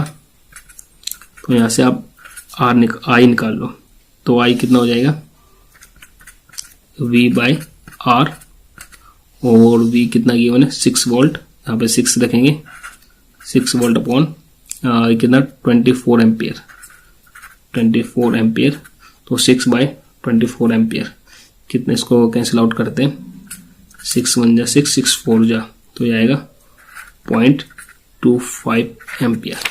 तो यहाँ पे सेकंड पार्ट भी आपका सोल्व हो गया। तो यहाँ पे हमें I की वैल्यू कितनी मिली 0.25 एम्पियर। ओके, सेकंड पार्ट आपका सोल्व हुआ। और थर्ड पार्ट की तरफ बढ़ते हैं। थर्ड पार्ट क्या आपका C पॉइंट। C में आपको क्या निकालना है, potential difference across electric lamp and conductor. तो हम कंडक्टर में पहले लैंप पे निकालते हैं। तो लैंप में क्या है V2, और ओम्स लॉ के अकॉर्डिंग जो वोल्टेज है किसके इक्वल होनी चाहिए IR। तो इलेक्ट्रिकल तो सेम ही रहेगा I, यहाँ पे लैंप में निकालेंगे V2 इक्वल टू I, और यहाँ पे रखेंगे R1। तो ये V2 इक्वल टू I की वैल्यू कितनी थी 0.25, और R1 सॉरी R2 है, लैंप में हमें 2 लिया 2, R2 कितना है 20। तो हम यहाँ पे 20 पुटअप करेंगे, और मल्टीप्लाई करने पे कितना आएगा, पॉइंट हटा दो 4 5 आएगा, दिस वन 5 वोल्ट। तो V2 आपको मिला, यानी पोटेंशियल कितना मिलेगा उसके अंदर लैंप में 5 वोल्ट। और अगर कंडक्टर की बात करते हैं कि कंडक्टर में कितना पोटेंशियल मिलेगा, तो कंडक्टर को हमने V1 कंसीडर किया, तो V1 कितना होगा आपका I R1, और I कितना 0.25, और R1 कितना आया हमारा भाई, R1 कितना था हमारा 4, दिस वन 4। तो फिर इसको 4 लिखेंगे, तो मल्टीप्लाई करने पे 0.5 इंटू 4 1 वोल्ट। तो दिस इज योर आंसर। तीनों के तीनों पार्ट आपके सोल्व हुए। ठीक है, thank you. Combination of resistors, और कॉम्बिनेशन ऑफ रजिस्टर के 2 पार्ट है, और एक तो रजिस्टर इन सीरीज जो हम ऑलरेडी कर चुके हैं, और हमारा जो सेकंड पार्ट है वो है रजिस्टर इन पैरेलल। यानी कि अगर हम पैरेलल में रजिस्टर का कॉम्बिनेशन करते हैं तो हमें क्या रिजल्ट मिलेगा वो देख लेते हैं। तो यहाँ पे सबसे पहले आप देख सकते हो, यहाँ पे एक बैटरी है, ठीक है, दिस इज ए बैटरी, और इस बैटरी का पोटेंशियल डिफरेंस कितना है V, दिस वन इज की, और यहाँ से इलेक्ट्रिकल मूव करता हुआ ए पॉइंट तक पहुंचता है, और ए पॉइंट से हमने 3 रजिस्टर लगाए हुए R1 R2 और R3, और ये यहाँ पे आप देख सकते हो इलेक्ट्रिक करंट है ये तीनों में मूव करता है। तो यहाँ पे एक खास बात क्या रहेगी, इन तीनों में इलेक्ट्रिकल अलग अलग रहेगा। तो यहाँ पर हम अलग अलग वैल्यूज के मान लेंगे। इसमें हम कहेंगे जो R1 है उसमें करंट कितना जाएगा I1, R2 में जो करंट जाएगा वो रहेगा I2, और R3 में जो करंट मूव करेगा वो कितना करेगा I3। और फिर तीनों करंट फिर B पॉइंट पे आएंगे, और ये टोटल करंट फिर ऐसे मूव करता हुआ एमीटर में आएगा और फिर ये हमारी तो की है। तो इस तरह से ये इसका एक सर्किट डायग्राम है, ठीक है। यानी इसमें आप एक बात समझ लो, इलेक्ट्रिक करंट तीनों रेजिस्टर में क्या रहेगा, सेम रहेगा, और जो सीरीज वाला था उसमें इलेक्ट्रिक करंट सभी का सेम था। आगे बढ़ते हैं। Voltage across each resistor is same and equal to the applied voltage. यानी एक बात समझ लो, तीनों में R1 R2 R3 तीनों में जो वोल्टेज रहेगी वो तीनों की सेम रहेगी। यानी कि R1 R2 R3 इन तीनों में वोल्टेज कितनी रहेगी, V सेम जितने हमारे अप्लाइड वोल्टेज है। बट I की वैल्यू तीनों में अलग अलग है। R1 में I की वैल्यू कितनी है, R1 में I1, R2 में I2 और R3 में I की वैल्यू कितनी है, I3। ये आप दो चीजें अच्छे से समझ लो। आगे बढ़ते हैं। Total current is equal to the sum of current through the individual resistance. बिल्कुल ठीक है। जो टोटल करंट रहेगा सर्किट के अंदर, जो I की वैल्यू रहेगी किस चीज के बराबर होनी चाहिए, I1 plus I2 plus R3। बिल्कुल करेक्ट है। उसके बाद हम क्या करेंगे, हमें ओम्स लॉ पढ़ा हमने कि V इक्वल टू कितना होता है ओम्स लॉ, IR। अगर हम यहाँ से I की वैल्यू को फाइंड आउट करें तो कितना मिलेगा, V by R। Okay. Same अगर हमें I1 की वैल्यू को फाइंड आउट करना है तो I1 कितना मिलेगा हमें, V तो सब सेम है तो V अपॉन R1। सेम अगर I2 को फाइंड आउट करें तो V अपॉन R2 मिलेगा। अगर हम I3 को फाइंड आउट करें तो हमें क्या मिलेगा, V अपॉन R3। तो ये भी ठीक है। तो यहाँ पर हम क्या करेंगे, ओम्स लॉ का यूज करते हुए I को रिप्लेस करके क्या लिखेंगे, V बाई R। बिल्कुल लिख सकते हैं।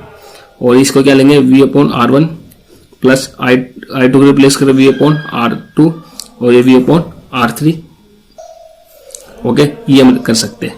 और नेक्स्ट में हम क्या करेंगे, अगर हम इसमें आप देख सकते हो वोल्टेज वोल्टेज वोल्टेज, अगर यहाँ से हम वोल्टेज कॉमन लेंगे तो मैं एक स्टेप यहाँ पे लिख देना चाहता हूँ। तो हम क्या कर सकते हैं, V upon R equal to क्या लिख सकता हूँ मैं, V 1 upon R1 plus 1 upon R2 1 upon R3। ठीक है। तो ये V से V कैंसिल आउट हो जाएगा। तो हमें क्या मिलेगी, 1 upon R1 equal to 1 upon R equal to 1 upon R1 और 1 अपॉन R2 1 अपॉन R3। यहाँ पे P जो डिनोट करता है वो पैरेलल के इंडिकेट करता है। यानी कि जो आपका इफेक्टिव रेजिस्टेंस होगा वो किसके बराबर होगा, reciprocal of equivalent resistance equal to the sum of reciprocal of individual resistance. यानी कि इसका जो पैरेलल में जो रेजिस्टेंस निकालना चाहते हैं उसका जो रेसिप्रोकल होगा वो इन तीनों के इंडिविजुअल रेजिस्टेंस के रेसिप्रोकल के बराबर होगा। ओके, तो ये आपका एक रिलेशन आ गया in parallel. Next, equivalent resistance less than the value of smallest individual resistance in the combination. ये क्या कहना चाहता है कि जो आरपी की जो वैल्यू आपको मिलेगी वो लेस देन रहेगी R1 से भी, R2 से भी और R3 से भी। जबकि सीरीज में क्या था, जो रेजिस्टेंस की वैल्यू थी, जो हमें रेजिस्टेंस मिला था उसमें R1 R2 R3 से ज्यादा था। ओके, तो ये आपका कॉम्बिनेशन पैरेलल आपको हुआ खत्म। Thank you.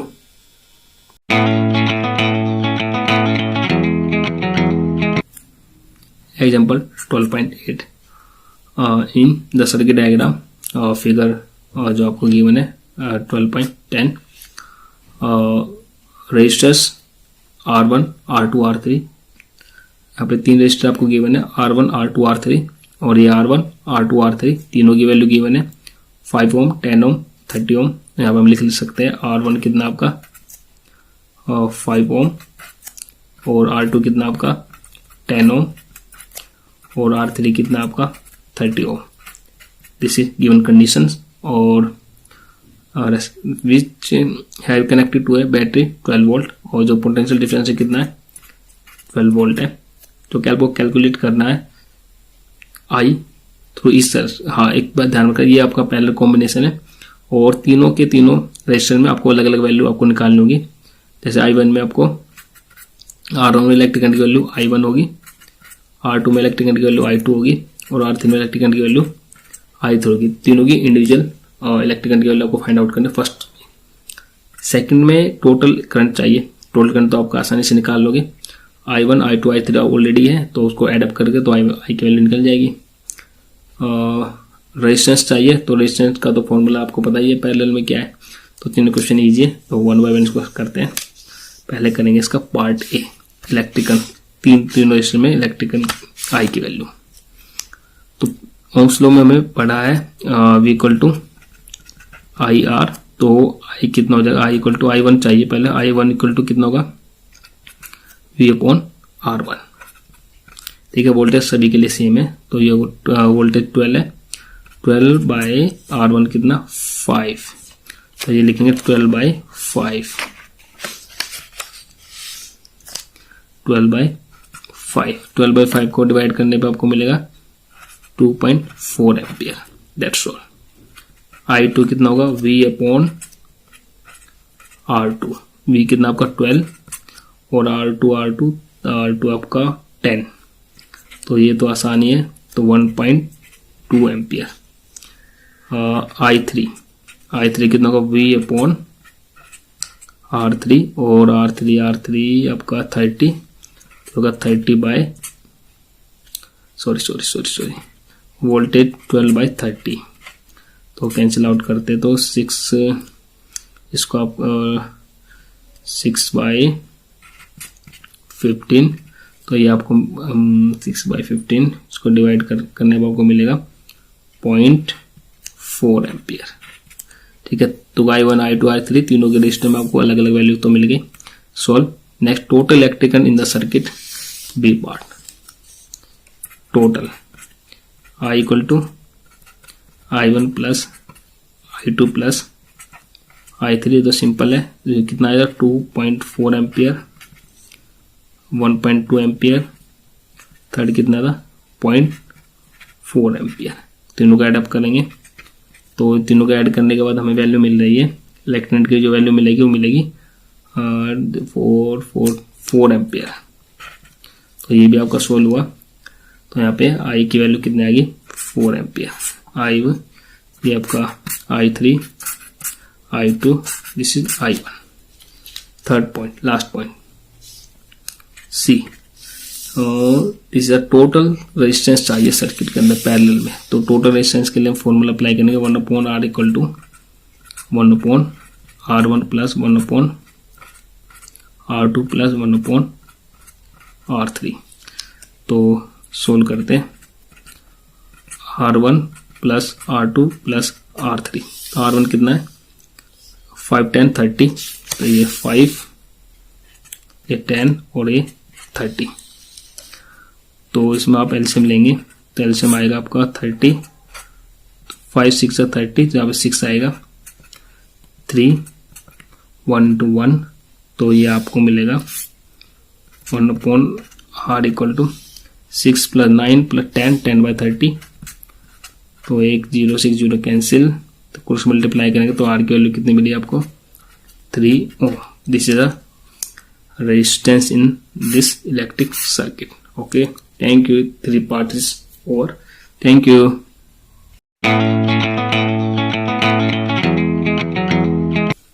एग्जाम्पल 12.9, ये आपको फिगर गिवन है और इसमें R1 आपको गिवन है 10, this one R1, R2, R3, R4 and R5। This is R1 10 ohm, this one R2 40 ohm, okay, R3, this one R3 equal to 30 ohm, this one R4 equal to 20 ohm, and R5, this one R5 60 ohm. This is all connected in 12 volt battery, this one, this is 12 volt battery और connected, this is ये आपका arrangement है। Calculate करना है total resistance in the circuit, कितना resistance है वो आपको कैलकुलेट करना है। Total electrical in this circuit वो आपको कैलकुलेट करना है। तो यहाँ पर आप देख सकते हैं ये दो R1 R2 क्या है, पैरेलल कॉम्बिनेशन है। तो पैरेलल जो आपका फॉर्मूला है उससे हम इसको R1 R2 को फाइंड आउट करेंगे एट का एडिशन, और सिमिलरली R3 R4 को R3 R4 R5 को भी पैरेलल में है तो उसको फिर कैलकुलेट कर लेंगे। फिर ये जिसका जो कॉम्बिनेशन होगा, इसका जो कॉम्बिनेशन होगा वो सीरीज में फिर उसको एड अप करेंगे। सबसे पहले हम क्या निकालेंगे, R1 और R2 का जो पैरेलल कॉम्बिनेशन उसको निकालते हैं। तो हम उसको निकालेंगे, उसको हम R डैश मान लेंगे। R डैश कितना है 1/R R1 प्लस 1/R2 और 1/, यहाँ पे हम वैल्यू पुटअप करते हैं। R1 की वैल्यू कितनी है 10, R2 की वैल्यू 40, तो ये होगा 10, ये 1/40। ठीक है, तो 1/R डैश कितना हो जाएगा 40, हमने एलसीएम लिया तो 1 × 4 4 प्लस 1 तो ये होगा 5/40, तो उसको कैंसिल आउट करेंगे तो वो जाएगा 1/8। तो क्रॉस मल्टीप्लाई करेंगे तो ये आपको मिलेगा 1/R डैश इक्वल टू 1/8, और यहाँ से हम R डैश की वैल्यू निकाल लेंगे तो कितना आएगा 8 Ω। That's all. फिर हम नीचे वाले का तीनों का पैरेलल में जो कनेक्शन है इसका रेजिस्टेंस निकालते हैं, उसको लिखेंगे R डैश। ठीक है, वो कितना होगा R double dash, R3 R4 and R5, तीनों की वैल्यू को पुटअप करते हैं 30 20 60, 1/30 20 and 60 R double dash. LCM आएगा आपका इसमें 60 ही एलसीएम आएगा, 30 × 2 वहाँ पे 2 × 3 और 1, ये आएगा आपका 6/60, कैंसिल आउट करेंगे तो 1/10, तो R डबल डैश कितना आएगा 1/10, और यहाँ से R डबल डैश की वैल्यू आपको मिलेगी 10 Ω। तो ये आपको अब ये जो R डैश है, जो आपका R डैश आया, ये R डैश की जो वैल्यू आई है आपकी और R डबल डैश की जो वैल्यू आई है, ये अब सीरीज में इसका कॉम्बिनेशन है। तो टोटल रेजिस्टेंस जो आपको मिलेगा अब वो कितना मिलेगा R dash plus R double dash, यहाँ से R की वैल्यू मिलेगी R डैश वैल्यू 8 Ω, ये आपका तो आपका 10 Ω, तो ये आपका आ गया 18 Ω। This is your answer part 1। अगर हम पार्ट बी की बात करें तो आपको निकालना है टोटल इलेक्ट्रिक करंट। तो हम लोग इक्वल टू कितना है यहाँ पे बी पार्ट, इलेक्ट्रिक करंट चाहिए तो I इक्वल टू कितना हो जाएगा B part I equal to V/R, और V कितना है इसमें 12 वोल्ट, 12।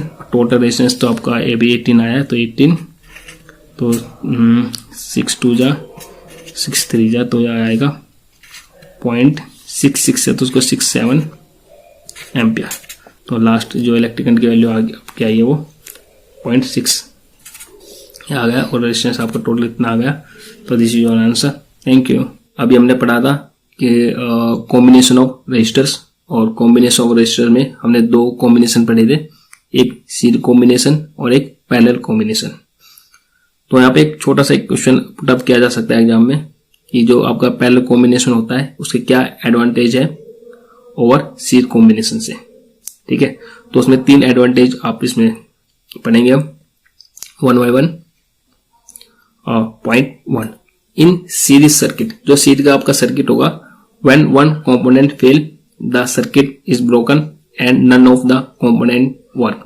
इसमें क्या लिखा हुआ है, अगर सीरीज का कोई सर्किट है, अगर उसमें एक भी कंपोनेंट फेल हो गया तो सर्किट जो है ब्रोकन हो जाएगा और कोई भी कंपोनेंट्स में काम नहीं करेगा। ठीक है, एक बात समझ लेंगे, जैसे हम अपने घर में बैठे हुए, अगर एक कमरे का अगर बल्ब फ्यूज हो गया तो ये नहीं है कि दूसरे कमरे का बल्ब भी फ्यूज हो जाएगा, मतलब काम नहीं करेगा, वो काम करता है। तो हम ये बोल सकते हैं हमारे जो घर में जो कॉम्बिनेशन लगा हुआ वो किस तरह का कॉम्बिनेशन है, पैरेलल का कॉम्बिनेशन है। ठीक है, तो पैरेलल कॉम्बिनेशन में अगर एक कंपोनेंट काम नहीं करता तो ये नहीं कि सारे कंपोनेंट काम नहीं करेंगे, तो वो सब काम करते हैं। ठीक है, तो ये एक पहला एडवांटेज है पैरेलल का और सीरीज के साथ। आपसे क्वेश्चन पुट अप किया जा सकता है कि हमारे घर में किस प्रकार का कॉम्बिनेशन है, हम कहेंगे पैरेलल कॉम्बिनेशन है। सेकंड क्या है, different applicants have different requirement of current. जो अलग अलग जो हमारे डिवाइस होते हैं, इलेक्ट्रॉनिक डिवाइस होते हैं, हमें सभी में अलग अलग करंट की वैल्यू चाहिए।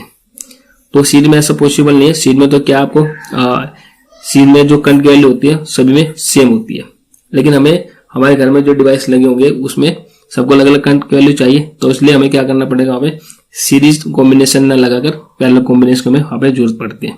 तो सेकंड एडवांटेज आपका ये हो गया। थर्ड एडवांटेज क्या आपका, the total resistance in A parallel circuit decrease. हाँ, ये इंपॉर्टेंट टॉपिक है। कि जो रेजिस्टेंस है वो पैरेलल कॉम्बिनेशन में डिक्रीज हो जाता है, यानी बढ़ता नहीं है। अगर ज्यादा रेजिस्टेंस बढ़ गया तो इलेक्ट्रिक करंट मूव करने में दिक्कत रहती है, तो हम क्या करेंगे, रेजिस्टेंस कम रखते हैं तो इजीली मूव करता है इलेक्ट्रिक करंट। तो ये 3 एडवांटेज आपके पैरेलल कॉम्बिनेशन के एग्जाम के पर्पज से इंपॉर्टेंट है। काफी 1 मार्क का क्वेश्चन इसमें पुटअप किया जा सकता है, एमसीक्यू भी इसमें पुटअप किया जा सकते हैं। Okay, thank you. Heating effect of electric current circuit. तो heating effect of electric circuit का मतलब क्या है, इसको थोड़ा समझते हैं। आपने देखा होगा अगर हम किसी भी इलेक्ट्रॉनिक डिवाइस का अगर यूज करते हैं तो वहां पे हीट प्रोड्यूस होगी और that is called heating effect of electric current. ठीक है, तो ये भी हम कह सकते हैं कि अगर हम किसी भी डिवाइस को अगर इलेक्ट्रिसिटी देते हैं, तो आपने पढ़ा होगा electricity is a form of energy, तो उस एनर्जी का कुछ पार्ट जो होगा, मैक्सिमम पार्ट जो है वर्क डन में चला जाएगा। जैसे मैं एक फैन को मूव कराना है, तो जैसे हम स्विच ऑन करेंगे फैन मूव करता है, तो इलेक्ट्रिसिटी का कुछ पार्ट जो है, मैक्सिमम पार्ट लगा लो कि वो उसको मूव कराने में चलता है, और कुछ पार्ट जो है उसका हीट प्रोड्यूस करता है। आप थोड़ी देर के बाद आप देखते हो, अगर हम पंखे को टच करके देखते हो तो हमें थोड़ा वो गर्म लगता है। That called heating effect of electric current. ठीक है, थोड़ा इसको आगे बढ़ते हैं। इफ एन इलेक्ट्रिक डिवाइस या if an electric circuit is purely resistive, ठीक है, the source of energy continuously get dissipated entirely in the form of heat. अगर हम किसी भी सर्किट के अंदर रेजिस्टेंस को ज्यादा बढ़ा दें तो वहां पे हीट जो है बहुत ज्यादा आपको वहां पे मिलेंगी, और this is known as heating effect of electric current. That is important. अगर हम इसमें मैथमेटिकली अगर इसको देखा जाए तो हम ये लिख सकते हैं कि जो भी आपकी समझ लेना हीट प्रोड्यूस होगी that is also known as energy. और एनर्जी का एक फॉर्मूला है power multiply by time, power multiply by time. Okay, और एक पावर का एक फॉर्मूला और होता है P equal to V into I. तो यहाँ पे energy heat equal energy equal to power multiply by time. तो पावर को मैं क्या लिख सकता हूँ, voltage multiply by electric current, और टाइम को मैं स्मॉल टी से या कैपिटल टी जो भी आपकी इच्छा रख सकते हो, और एनर्जी को हम क्या बोलते हैं, हीट बोलते हैं।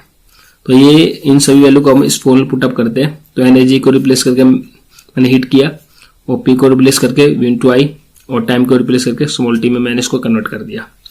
ठीक है, अगर हम V की वैल्यू हमने ओम्स में पढ़ा IR होती है, अगर हम V को भी रिप्लेस कर दें और वहां पे IR को पुटअप करें तो ये वाला I और ये वाला I स्क्वायर हो जाएगा, ये R और ये T। तो ये हमारा एक हीट का फॉर्मूला बना, heat produce equal to H equal to I square RT। That is very important formula. और ये फॉर्मूला जो है, इसी फॉर्मूला को हम क्या बोलते हैं, joule law of heating effect of electric current. Very important question, exam में कई बार इसको पूछा गया है।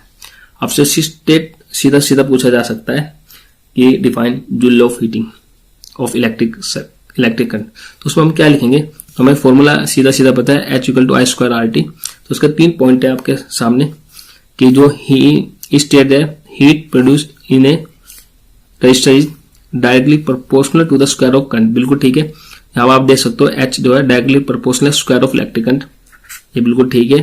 H directly proportional to electric current के जो स्क्वायर होगा उसका डायरेक्टली प्रोपोर्शनल है। सेकंड क्या है, directly proportional to resistance of a given current, बिल्कुल ठीक है। तो हीट है रेजिस्टेंस के डायरेक्टली प्रोपोर्शनल है, बिल्कुल फॉर्मूले में हमें ये मिल रहा हुआ है। थर्ड क्या है, डायरेक्टली प्रोपोर्शनल टू टाइम, बिल्कुल करेक्ट है। H directly proportional to time, ये बिल्कुल ठीक है। और जब हम तीनों को कंबाइन करते हैं तो हमें क्या मिलता है, H equal to I square RT। That is important. ठीक है, तो ये इंपॉर्टेंट है, आप बिल्कुल अच्छे से इसको करके जाए। फिर इसके 2-3 पॉइंट्स और पढ़ते हैं। Heating effect is a desirable in device like, heating effect हमें बहुत हेल्प करता है। जैसे इलेक्ट्रिक हीटर में इसका काफी अच्छा यूज कर सकते हैं, इलेक्ट्रिक आयरन में इसका यूज किया जाता है, बल्ब में इसका यूज करते हैं, इलेक्ट्रिक बल्ब, इलेक्ट्रिक फ्यूज वगैरह, बहुत सारे ऐसे इलेक्ट्रॉनिक डिवाइस है जहाँ पे हमें इस जूल ऑफ हीटिंग की या हीटिंग का वहां पे बहुत ज्यादा काम होता है, तो हम इसका यूज करते हैं। जो हमें इसकी जरूरत है वहां पे तो हीटिंग अच्छा काम करते हैं। लेकिन कुछ डिवाइस ऐसे होते हैं जिसमें हमें हीट की जरूरत नहीं है, लेकिन फिर भी हमें वहां पे हीट मिलती है। जैसे heating effect is undesirable in device like, जो कंप्यूटर में हमें हीट की कोई जरूरत नहीं, लेकिन हमें वहां पे हीट मिलती है। कंप्यूटर मॉनिटर में हमें या CRT में हमें हीट मिलती है, टीवी में भी हीट प्रोड्यूस होती है और रेफ्रिजरेटर में भी हीट प्रोड्यूस होती है, ऐसे एसी में भी हीट प्रोड्यूस होती है। तो बहुत सारे एप्लीकेशन है जहाँ पे हमें हीट नहीं चाहिए लेकिन फिर भी हमें हीट मिलती है। Okay,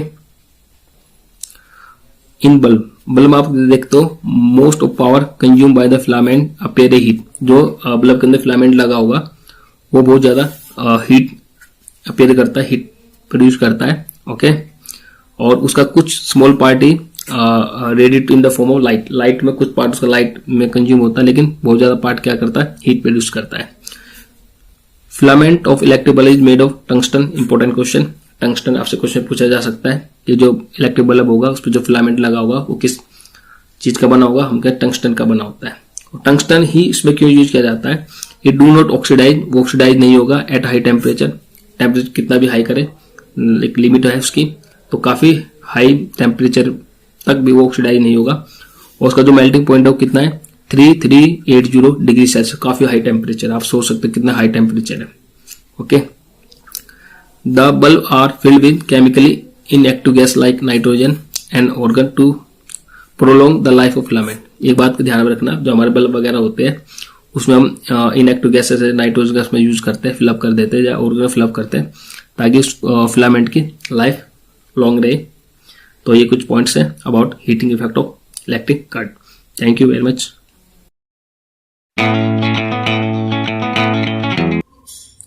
example 12.11 100 joule of heat is produce each second in A 4 ampere resistance, find the potential difference. तो आपको पोटेंशियल डिफरेंस को फाइंड आउट करना है।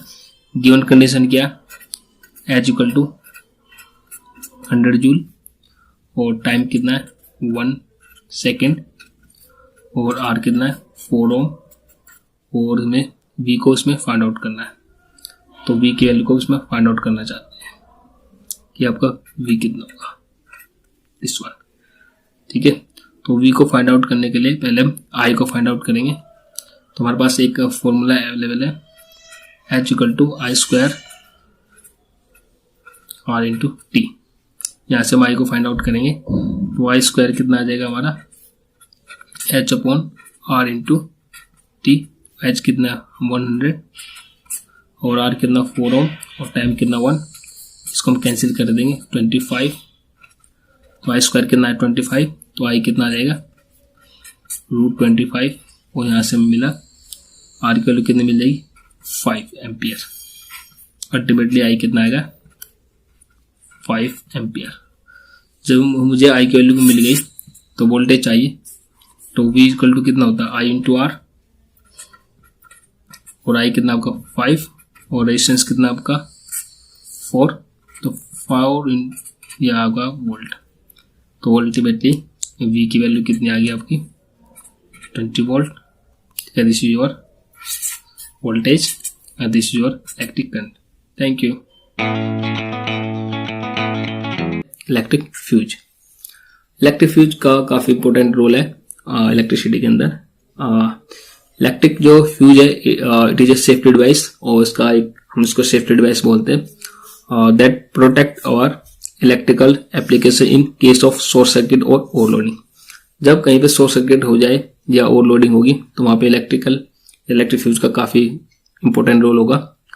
और ओवरलोडिंग क्या है वो एक बार मैं थोड़ा समझा देता हूँ। जैसे आपको एक हमारा सर्किट है, इलेक्ट्रिक सर्किट है, और उसमें जो है वो अगर मान ले 2 एम्पेयर का लोड वो उठा सकता है, लेकिन हम उसमें क्या करते हैं 5 एम्पेयर का डिवाइस लगा दिया तो उसको हम ओवरलोडिंग बोलेंगे। और शॉर्ट सर्किट क्या है, अगर कोई भी 2 वायर आपस में जो है कॉन्टेक्ट में आ जाए तो वहां पे एक शॉर्ट सर्किट हो सकता है, आग वगैरह लग सकती है। तो उस केस में इलेक्ट्रिक फ्यूज का काफी इंपॉर्टेंट रोल होगा। तो आगे बढ़ते हैं। Fuse is made of pure tin और alloy of copper and tin. जो अगर फ्यूज जो है या तो टीन का बना होगा या एलॉय होगा कॉपर और टीन का। और जो फ्यूज को always connected in series with live wire, जो आपकी लाइव वायर होती है यानी कि जो अर्थ वायर है उसके साथ में इसको सीरीज में इसको कनेक्ट करते हैं, और उसका जो लो मेल्टिंग पॉइंट होगा। और current capacity of fuse is slightly higher than that of appliance. और उसकी जो करंट की कैपेसिटी होती है वो स्लाइटली ज्यादा होती है थोड़ी सी, जो हमारे एप्लीकेंस होते हैं, जो डिवाइस वगैरह होते हैं इलेक्ट्रॉनिक, उससे ज्यादा थोड़ी इसकी कैपेसिटी होगी। इलेक्ट्रिक पावर लास्ट टॉपिक इस चैप्टर का इंपॉर्टेंट है। इलेक्ट्रिक पावर, इलेक्ट्रिकल पावर क्या है? The rate at which energy electric energy is consume, और तो बस ये आप इतना लिख सकते हो, the rate at which electric energy is consume in an electric circuit. मतलब किस रेट से एनर्जी कंज्यूम की जा रही है उसको हम क्या बोलते हैं? इलेक्ट्रिक पावर बोलते हैं। काफी इंपॉर्टेंट है कि आपके पास मान लेते हैं दो डिवाइस आपके सामने रखे हुए हैं, और एक डिवाइस जो है 100 वोल्ट का है और एक है डिवाइस 200 वोल्ट का। तो कौन सा डिवाइस की पावर ज्यादा होगी? हम कहेंगे जिसकी जो है आपका जो 200 वोल्ट वाला है उसकी जो है पावर ज्यादा है। इसको न्यूमेरिकल भी काफी आते हैं। तो पावर का जो फॉर्मूला है वो सिंपल है, क्या? V इंटू आई, यानी इलेक्ट्रिक पोटेंशियल मल्टीप्लाई बाय आई। और हम P को रिप्लेस करके V को रिप्लेस करके क्या लिख सकते हैं? I into R. Ohm's law से हमें मिला, तो आई क्या हो जाएगा? I² into are. तो ये फॉर्मूला में टब हो सकता है। और दूसरा क्या, अगर हम ये हो गया I² आर, और हम I को भी रिप्लेस कर सकते हैं। ओम्स लॉ में हमें क्या पढ़ा है? ओम्स लॉ में हमने पढ़ा V equal to I R होता है, और हमें I की वैल्यू चाहिए तो क्या लिख सकते हो? V by R. तो मैं I को रिप्लेस करके V² by R² into are लिख सकता हूँ। यहाँ से एक आर कैंसिल हुआ तो क्या मिलेगा? V² by R. तो ये फॉर्मूला भी इसके अंदर फिट हो सकता है। तो इलेक्ट्रिकल पावर के कई फॉर्मूले, तो आप उसको अच्छे से बिल्कुल याद रखें। उसके बाद SI यूनिट क्या होगी पावर की? हम कहेंगे वोट इसकी SI यूनिट है पावर की, और 1 वोट किसके बराबर होगा? 1 volt into 1 ampere of electric current. और इसकी commercial unit of electric energy, ये इंपॉर्टेंट है। एक होता है टर्म इलेक्ट्रिक एनर्जी, यहाँ पे मैं लिख सकता हूँ, इसको ऊपर न्यूमेरिकल काफी आते हैं। जो हमारी इलेक्ट्रिक एनर्जी है E इक्वल टू क्या होता है? वो होता power into time, power into time, and P multiply by time. Important एक न्यूमेरिकल इस पे पूछा जा सकता है कि इलेक्ट्रिक एनर्जी क्या है? E power into time. तो ये है कि कोई भी अगर हम डिवाइस यूज करते हैं, वो चाहे कितने वाट का हो, कितने टाइम के लिए इसका यूज किया जाता है, तो वो हमें कुछ वैल्यू आएगी उसकी। That value is known as electrical energy. और इलेक्ट्रिकल एनर्जी को ही हम क्या बोलते हैं? Commercial unit of electrical energy. और उसकी जो यूनिट रहेगी वो क्या रहेगी? Kilowatt hour. यानी वहां पे हम क्या करेंगे? पावर को किलोवाट में रखेंगे और टाइम को किस में रखते हैं? आवर में। जो हमारे घरों में जो बिल आएगा, हम बोलते हैं कि भाई इसकी 4 यूनिट है, इस बार हमारी 50 यूनिट है, 25 यूनिट है, तो वो यही वो होता है, वो किलोवाट आवर होता है हमारा। वही आपकी एनर्जी होती है, कितनी एनर्जी आपने कंज्यूम की है। और 1 किलोवाट आवर जो होता है 3.6 इंटू 10⁶ जूल के बराबर भी होता है। और 1 किलोवाट आवर को ही 1 यूनिट कहा जाता है इलेक्ट्रिकल एनर्जी के लिए। तो ये बिल्कुल छोटा सा टॉपिक है आपके लिए, और इसमें न्यूमेरिकल आने के चांसेस बहुत ज्यादा है, तो इसको अच्छे से पढ़ के जाए। Okay, thank you. Example 12.10 An electric iron consume energy at a rate of 840 watt when heating is maximum rate and 360 watt when the heating is at the minimum। ठीक है, जब आपकी मैक्सिमम हीटिंग है तो वोट आपका 840 vote है, और जब मिनिमम हीटिंग है तो आपका जो पावर है जो है 360 वोट है, और जो वोल्टेज है दोनों केस में 220 वोट है। तो what are the electric current and resistance in each case.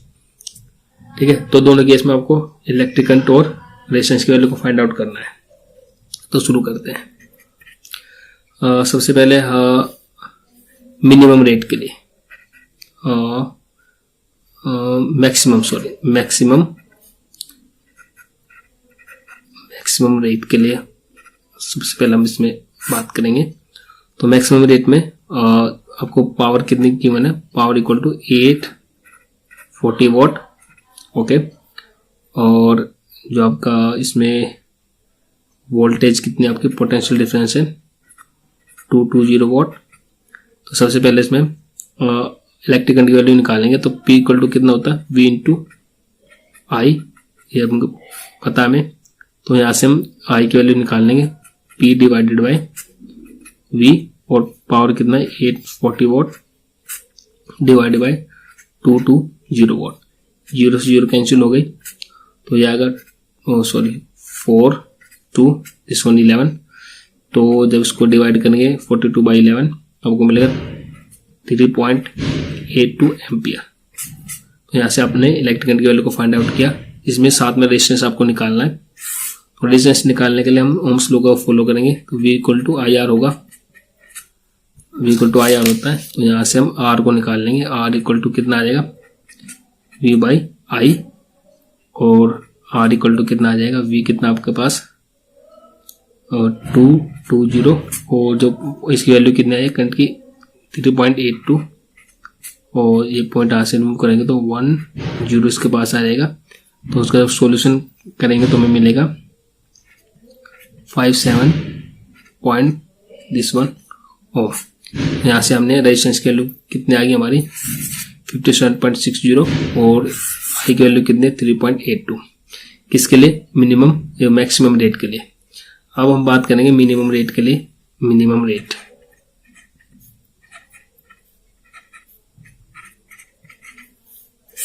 तो मिनिमम रेट में क्या कंडीशन है, जो पावर आपकी वो 360 वोट है और वाट है।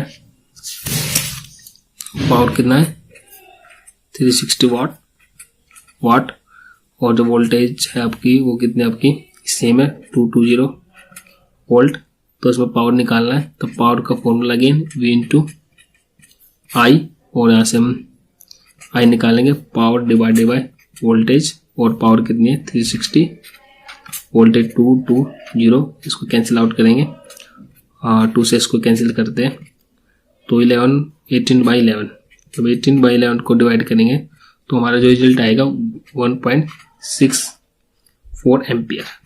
ठीक है, तो यहाँ से हमने आई की वैल्यू को फाइंड आउट किया। अब हम वैल्यू को फाइंड आउट करेंगे रेजिस्टेंस की, तो V equal to I R होता है, और R कितना हो जाएगा V अपॉन आई, और यहाँ पे वैल्यू पुट करेंगे वोल्टेज 220, और इलेक्ट्रिक करंट की वैल्यू क्या है आपके पास 1.64। इसका जो सॉल्यूशन आएगा तो हमें मिलेगा 134.15। यहाँ से हमने रेजिस्टेंस को फाइंड आउट किया, दिस वन रेजिस्टेंस, और ये क्या आपकी इलेक्ट्रिक करंट की वैल्यू है। This is your example number 12.10। Thank you. Example 12.12. An electric bulb is connected to a 220 watt generator. Volt generator. The current is 0.50 ampere. What is the power? तो बड़ा easy question है। तो condition क्या आपके सामने, this is potential difference 220 volt, और आई की value electric current कितना है दिस वन, और आपको क्या निकालना है पावर की वैल्यू को फाइंड आउट करना चाहते हैं। तो सिंपल फॉर्मूला, पावर का V इंटू आई, और V कितना 220, और इलेक्ट्रिक करंट कितना दिस वन। यहाँ से पॉइंट को रिप्लेस करेंगे तो 100 नीचे आ जाएगा, तो 5 2 जा कैंसिल आउट हुआ, तो इससे कैंसिल करने 110, तो पावर कितना मिलेगा आपको 110 watt. This is your answer. Okay, thank you. Example 12.13. An electric refrigerator rated 400 watt operates 8 hours per day. What is the cost of energy to operate it for 30 days at Rs 3 per kilowatt hour? तो आपको इसमें energy consume निकालेंगे पहले। तो given condition क्या वो देख लेते हैं। पावर कितना आपका 400 वॉट, और जब आप एनर्जी कंज्यूम निकालोगे तो उसमें आपको पावर की जो वैल्यू है किलोवाट में चाहिए। तो हम अभी से इसको क्या करें किलोवाट में बदल देंगे, इसको 1000 से डिवाइड कर देंगे, 20 कैंसिल, तो आपका आ गया 0.4 किलोवाट। तो टाइम निकालेंगे, टाइम कितना आपका 30 डेज, और पर डे कितना 8 आवर, तो 8 इंटू 30 इक्वल टू कितना 240 आवर आपको मिलेगा। टोटल टाइम कितना 240 आवर। ये आपका 30 डे में चला रेफ्रिजरेटर और इसका जो पावर है 0.4 किलोवाट है। तो हम इसमें एनर्जी कंज्यूम निकालेंगे। तो एनर्जी कंज्यूम कितना पावर इनटू टाइम, पावर कितना आपका 0.4, टाइम कितना 240। ठीक है, यहाँ से हम इस पॉइंट को रिमूव करेंगे तो ये कैंसिल हो जाएगा। तो ये आएगा 96 किलोवाट आवर। ठीक है, तो यहाँ पे 1 किलोवाट आवर का जो कॉस्ट है वो 3 रुपीज़ है। यहाँ पे लिखेंगे cost for 1 kilowatt hour equal to RS, rupees का साइन ये है रुपीज़ 3.00। यहाँ पे लिखेंगे कॉस्ट फॉर 96 किलोवाट आवर कितना हो जाएगा रुपीज़ 3.00 मल्टीप्लाई बाय 96। तो मल्टीप्लाई करने पे मुझे मिलेगा टोटल रुपीज़